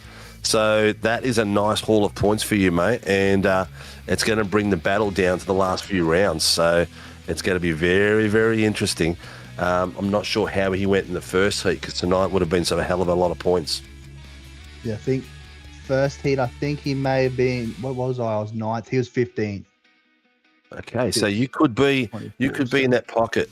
You could be in that pocket, man. You're gonna have to wait till Clutters updates tonight and have a look at it, mate. So there could be an absolute critical race there for you tonight, coming down to the penultimate round, round 8 next week, the second last round of the season, which is going to be pretty cool, mate. Any highlights out there that you thought? There was a few Code Browns, I reckon. There's a few bit of dust every now and again. What did you think of the last corner over those grates? Yeah, well, that's where I hit the wall. But although the last corner wasn't too bad, you know, if you slot your left wheels right in between them grates, it's fine. It was more the corner, the right hander just before it. I wasn't sure what was going on, but it was just ripping my car into it. So that was stuffing me up more than the actual grates themselves. Yeah. I'm loving the Partridge Family livery, mate. You'll have to Google that, so you know what I'm talking about. But Look it up. Car's looking pretty. It's a Partridge Family bus, all right. That's what it was. Loving the logo, the Axiom logo, is looking pretty sexy as well, mate. And who gets Mr. Brent Wassel out on track and supports your racing, mate? Yeah, well, shout out to Dan Bartus, the livery wizard, for doing all my designs. Axiom Racing, Tanz's Auto Care, the Dead Ass Podcast. Shout out to my spotter tonight, Milton. He was there helping me, telling me where all the cars were, what was happening around me. So that was handy as well. Excellent, mate. Sounds like the spotter's helping you. Keep it going and keep all the hard work going, mate. 2 rounds to go. The title battle is on for young and old. So keep it hot, mate. Don't give up at all. Get some extra practice in there. And good luck for the rest of the season, which is 2 rounds to go, ladies and gents. So congratulations, mate. Hey, cheers, Sinka. Yeah, good couple of tracks for me coming up too. I think like the bend's not too bad, and I really love Bathurst. So hopefully keep it clean, keep it out of the wall, and see what happens. What a way to finish a very tight season. It's going to be spectacular, mate. I'm looking forward to it, actually. Take care, Mr. Wassel. And ladies and gentlemen, the AM winner tonight for round 7, Mr. Brent Wassel. Take care, brother. Hey, cheers, guys. Hopefully see you next week. Cheers, mate. All right, we're bringing in Mr. Chris Tomlin, the LCR great, who is making a habit of hitting it up and getting into the booth and about of a chinwag. Had some really good results in the last few weeks. Mr. Tomlin, how you doing? And well done for waving the LCR flag. Yeah, cheers. Yeah, the race was pretty good for me tonight. Better than the last time that was out here where I was on my lid. So, managed to do something a little bit better. Teammate, on the other hand, not so well. So I'll have to have a talk to him to see what happened. And, yeah. Well, tonight was one of those nights that either went for you or it didn't go for you. We've seen Lavery pull out as well. A couple of boys' cars got way too much damage. The Carlin boys suffered with damage a few times as well. The car's just disintegrating. I think it was Daniel Byrne in the first race, leading the race in the front end, just left him. You avoiding that final curb, getting off those grates? No. Me and curbs, I love curbs. I'll hit them every day of the week. If there's a curb on the track, I'm going to hit it. Mr. Tomlin hits curbs like a hooker. Gotta get that airtime somehow. Love your work, mate. What did you think of the track? I know there was a few people after the race voiced some displeasure for this track. What were your thoughts? I don't like Winton to start off with at all, but the short version was a lot better than the long version for me, so I do prefer this version of the track. But I'm not looking forward to next week's track. That can be put in the bin. You don't like? Where are we next week? We're at The bend, you don't like the bend. I know you voiced the displeasure with the bend as well last time we were out here too. So last time we were out there. But you know what, mate, you just got to put the bit between your teeth and go for it. You know what? One other thing as well, Thomas Sonny Cena, where did he finish? 12th in race 2. 12th. So he's. It looks like you may have the lead in the championship, mate, because you were 5 points behind before this round. So I think I was a fair way off in the points because I had a few bad rounds the last couple, but been slowly chipping away. Had a few driver error mistakes that I made, so I've just got back to the ground roots of fight my own battle and just let all the pro guys go and just try and stick with them and follow them through, which is what I did tonight, and hopefully try and stay away from everyone else. Well, you did well, mate, getting through the battles in there, and you kept it clean. It was not easy to be up there pointy end with it. You guys, you and Mr. Wassel were about a second a slower a lap on average, but it was just hard to pass, and you guys positioned the cars in the right place. You were 5 points behind before this round by the look of it. So it's going to be a title fight between yourself, Sonny Cena, and where is your teammate? He's 44 points adrift, so tonight he would have dropped back a little bit more, mate. But congratulations on an epic win, mate. The title fight is still on. We're up to the penultimate round next week. Good luck one for that. And who gets Mr. Christopher Tomlin out on track, mate, and support your driving? Yeah, cheers you guys for putting on a good broadcast and everything. LCR Esports, Trops Remote Tech Support, JDRF Australia, Thorn Tech Electronics, BM Auto Care, Atomic Batteries, and Knight Rider Designs. Excellent, mate. Well, congratulations, mate, and keep it going. What you're doing is working, so it's good to see you up the pointy end. You've left all those other plebs like my brother behind in the series when he was racing, so cracking bit of work there, mate. Ladies and gents, the Pro-Am winner tonight, Mr. Christopher Tomlin from the LCR team. Congratulations, brother, and good luck for the rest of the season. Cheers, guys. Thanks. All right, Mr. Watson, how's your throat handling? Do you want to tackle one of these boys, or do you want me to just keep flapping my gums? I think it's better for everyone if you do it, considering the condition that my voice is in at this moment in time. It's just true, you're sounding a little bit worse for wear. But, ladies and gentlemen, we're going to bring them into the room now. Who finished third? Was it Cruz McVie? It was, wasn't it? Yeah. Let's bring Cruz from V, one of the koalas in the room, bringing him across the line. They take turns every week to come in and have a chat to Sinka and Watto. And tonight it is Mr. McVie's turn, mate. How the hell are you, Cruz? Yeah, not too bad, mate. Yourselves? Not too bad, mate. That first heat didn't go down well at the front end, did it?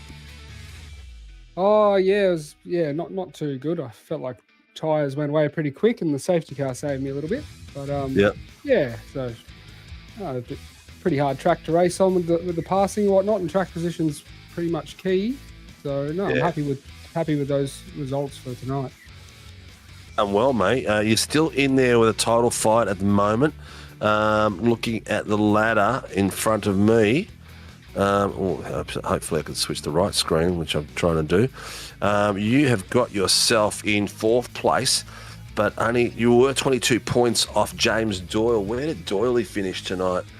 He finished in the front, so Doyle is going to be pulling away from you a little bit. But Ridley and Gowans were the two key ones that you guys were really fighting against, and they did not have a special night at all. Ridley did manage to get it back to 4th for this race, and Gowans back to 8. But some critical points lost, mate. It's going to be a 4-way battle all the way to the very end by the look of it.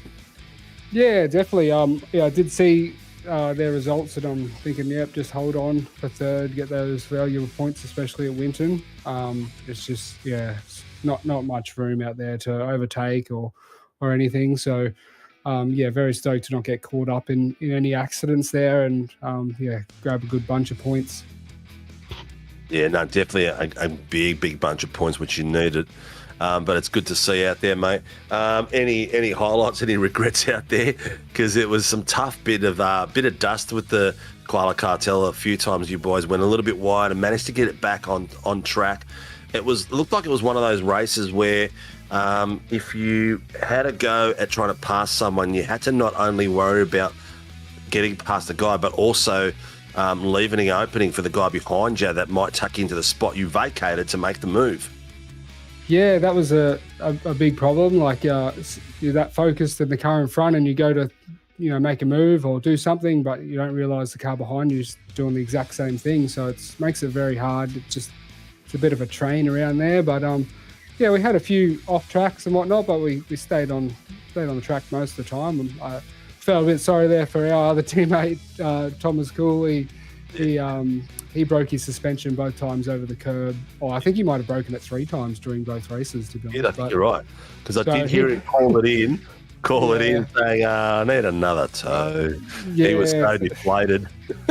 He must have just been hitting it at the wrong spot there, unfortunately. But I think it caught a few guys out. I think a few broke their suspension there. Yeah, well, I think the Carlin boys suffered in there as well.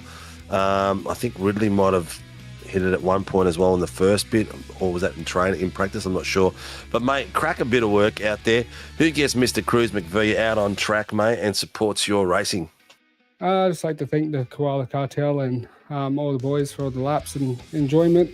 Easy Motorcycle Spares, Hayden Veld, our coach, Sabrina Carpenter, and well done to James on his first win, and Carter on the podium as well. Excellent, mate. Well, good work out there, mate. Keep it going. The title fight is going to go down to the wire. It's going to be between yourself, Doyle, Ridley, and Gowans by the look of it. Carter Dines needs us. He's not too far off you, and neither is Lavery, to be honest.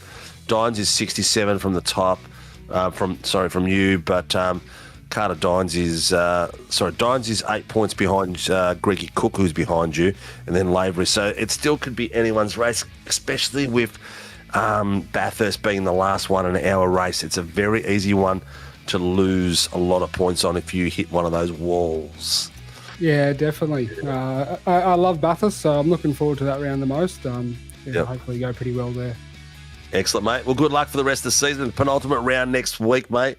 Congratulations on the podium finish, and well done to the Koala Cartel out there again.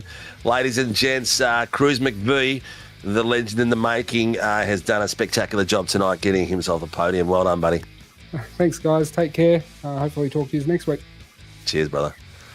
All right, we are down to the last two. We're going to bring him in. We haven't spoken to him for quite a while. A former champion as well in the 86s, and he's been in all sorts over the last few seasons. Pace up and down. Maybe love life has gone crazy or work life has gone out of crackers. But Mr. Carter Dines, how you doing, mate? And welcome back to the podium room. It's good to be here, I'll say that. It's been a while, man. It's been a while since breakfast we've had together. This is it's good to see you at the pointy end, mate. You've been close, and then things just haven't gone your way. You've been what I call in the vortex the last season and a half, eh? If only the winners of the first races got in the green room too, because I might have been here a couple more times. Yeah. What's going on, mate?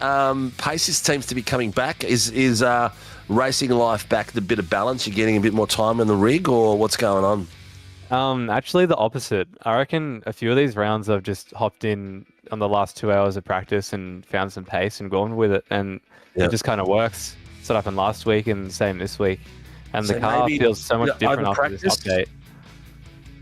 Over practice, or maybe over driving it to achieve the results, and maybe a little bit more relaxed now. Under driving, in fact, I reckon. Especially with this new car, the way it feels, it's really easy to. Even just the way I was driving it before, like I feel like I have to underdrive it even more. Slow is fast. It feels like. So coming in slow and getting a smooth exit through the corners seems to be the way to work. Yeah, not pushing it too hard at all. Like you just got to take a breath and chill. I think you've hit the money on the head there, mate. Because we were looking at Dougie Gowans coming through some of these corners compared to some of the Koala boys, and you could see that his car was more settled. He wasn't being as aggressive on the track, and he was getting the corner speed with the cars, where the guys that were really hammering the curbs and getting a lot of air were losing momentum for the corners. So the smoother drive was the faster driver, but on this track, I mean, you literally had It was to a nice just game of follow the leader. Yeah, it was. It was like Simon says, let's go left. We all go left. And Simon says, go right. And then someone makes a mistake and that one person goes left and hopefully someone else goes with him and then you take the gap. So it wasn't Kyle too made bad. that mistake and I think 3 of us got under him. It was kind of crazy. It was one of those things. I think Brent Wassell did 1 and he lost 5 places in, I think it was within the first 10 laps. He did a cracking job staying up there, but again, he got caught out of position and he was in the back S's. He was on the wrong line, and that wrong line, just every time he went, he was out of sync, and it just cost him spot after spot after spot. I caught myself a couple of times just sticking with the line rather than going for a pass because I knew that I'd just mess myself up and I'd be stuck out and lose places. Like, it's just got to stay consistent, stay on the one line, and not much can happen. The guys that got past were the guys. Most of the time, the guy that got past was a guy that was trying to make a move, got off the race line, and then the guy behind him would tuck into a Verstappen and take the spot and work their way through 2 by 2. Yeah. But so what's your thoughts on this track? I know there was a bit of displeasure there from Gowans at the very end. So, I mean, I like the track, but I like it in practice. It's good to just go do that. But in a race, it's kind of just like, I don't know. I feel like if you're really trying, you can put your car in places where it's almost impossible for anyone to get around you. Like, to hold it up in the right spots and, just be smart about it. Yeah. But made it fun. How did Brad do today? Once again, a couple of unfortunate little incidents, I think. But, I mean, that happens when you're at the back anyway. Yeah, I saw him go around.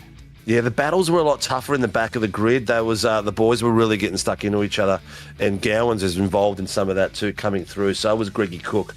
Cook tonight finished it in 9th place, but he had a hell of a time coming through that pack, which was. I can imagine it would be frustrating being down there as one of the faster guys. Yeah, you can see the pace difference. You can see them having to back off through corners and stuff like that. But it was good for us viewers. But not so good for the drivers out there. But, mate, who gets Mr. Dines out on track and supports the team racing? Well, the same as always, just all the family that tunes in and watches. I've got a couple of mates that do as well. Just the sort of local support from family and friends. And, I mean, Dad, obviously, we keep each other honest and keep each other practicing and on top of it. Well, that makes it fun. It'll be good to get out there with the old fella. Make sure you tell all your family and friends to like, subscribe, and hit the notifications buttons, mate. Will do.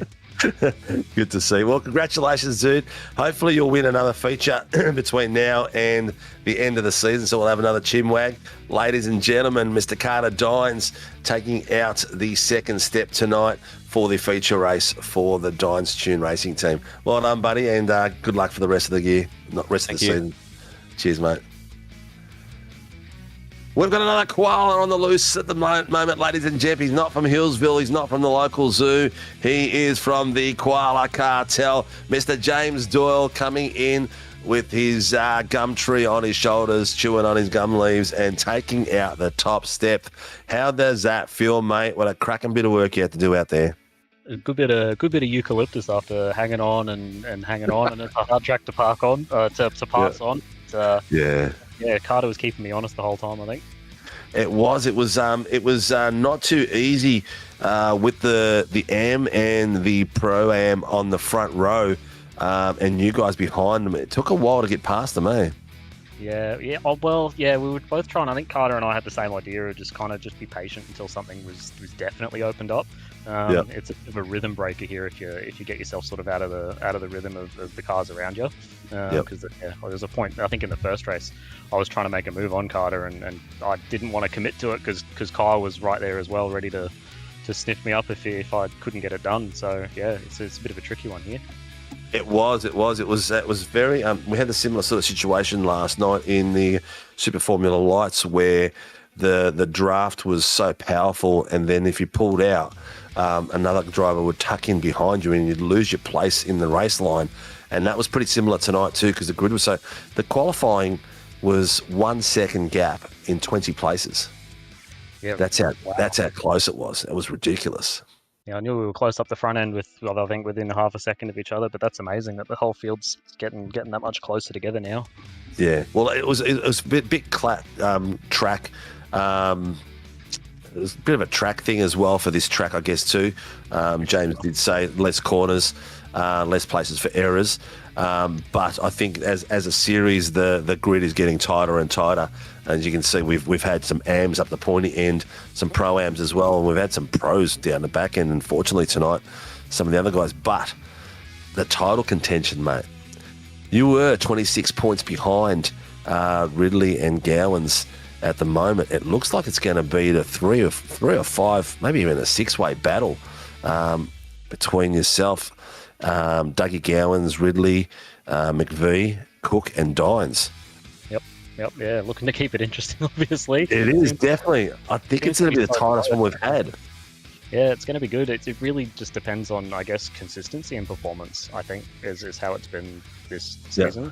One bad race is enough to really sort of do you in on a good handful of points, which luckily until last week I was able to turn up for everything.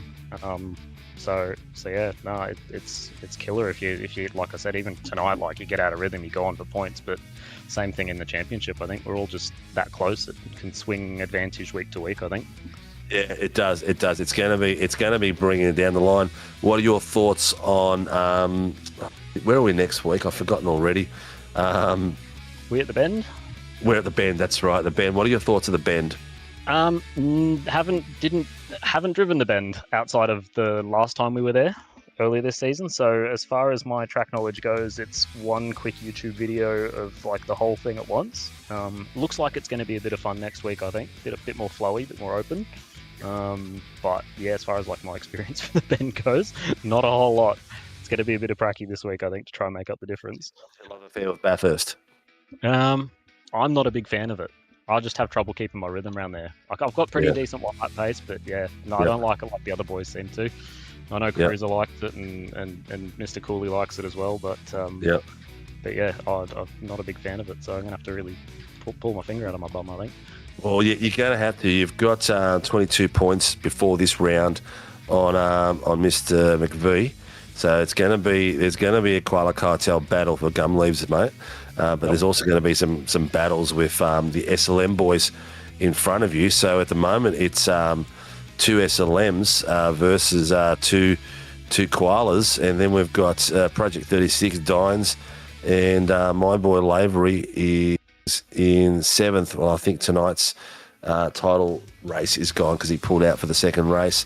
But mate, crack a bit of work out there. Good to see you up the podium and the pointy end. Penultimate round next week, so it's going to be a lot to fight for in the last few rounds, mate. Who gets Mr. James Doyle out on track, mate, and supports your team and yourself? Oh, kind of the usual. It's probably going to be broken record after Cruiser said it all, I guess. But the Koala boys, obviously, and Hayden Veld giving us a bit of tips here and there, and doing a bit of teaching, I guess, getting us up that end. Yeah, that and Easy Motorcycle Spares. Honestly, they're the big supporters of us, and we just turn up every week and enjoy it. Excellent, mate. Well, it's been a cracking bit of fun watching you boys race out there. The Koala boys are maintaining the status quo with the SLM boys, so it's good to see. Congratulations on a fantastic win in the Top Step 4 round 7, mate. Ladies and gentlemen, that's James Doyle from the Koala Cartel, pro winner tonight for the feature race. Congratulations, dude, and hopefully we'll see you up here next week. Ooh, fingers crossed, Steve. Cheers, mate. Appreciate it. Take care, brother. Cheers. Well, that was a cracking race tonight, Mr. Watson. It was a tough one for the drivers, a big snake coming through a lot of those corners, a lot of displeasure from some of the drivers over the comms about this track later on. But you know what? It's the old thing, mate. It's a track. You just got to race it and try to find the nuances for the track. It is what it is. At the end of the day, you're on a bit of black stuff and you just got to go for it, man. Simple as that. It's in a title battle and it is part of the big picture. Yeah, and at the very least, it was still a much better show than the earlier round when we ran at Winton. You know, like I said, there wasn't really a whole lot of actual passing, but it was just more enjoyable to watch this time around. I definitely agree. Let's stay away from here for a while. Just because it was easier to get through doesn't mean it was still the best show. And that's saying a lot considering we've rarely not had a banger of a race in this league. So it speaks volumes that this was kind of a but yeah, it'll be interesting to see how everyone does at the Bend next week. Yeah, I think the Bend's going to be a big show. Like we can see the points between the AM fight and the points between the Pro-Am fight and the massive points between the pro fights. It's turning out to be a spectacular end to a series of the penultimate round of the Bend.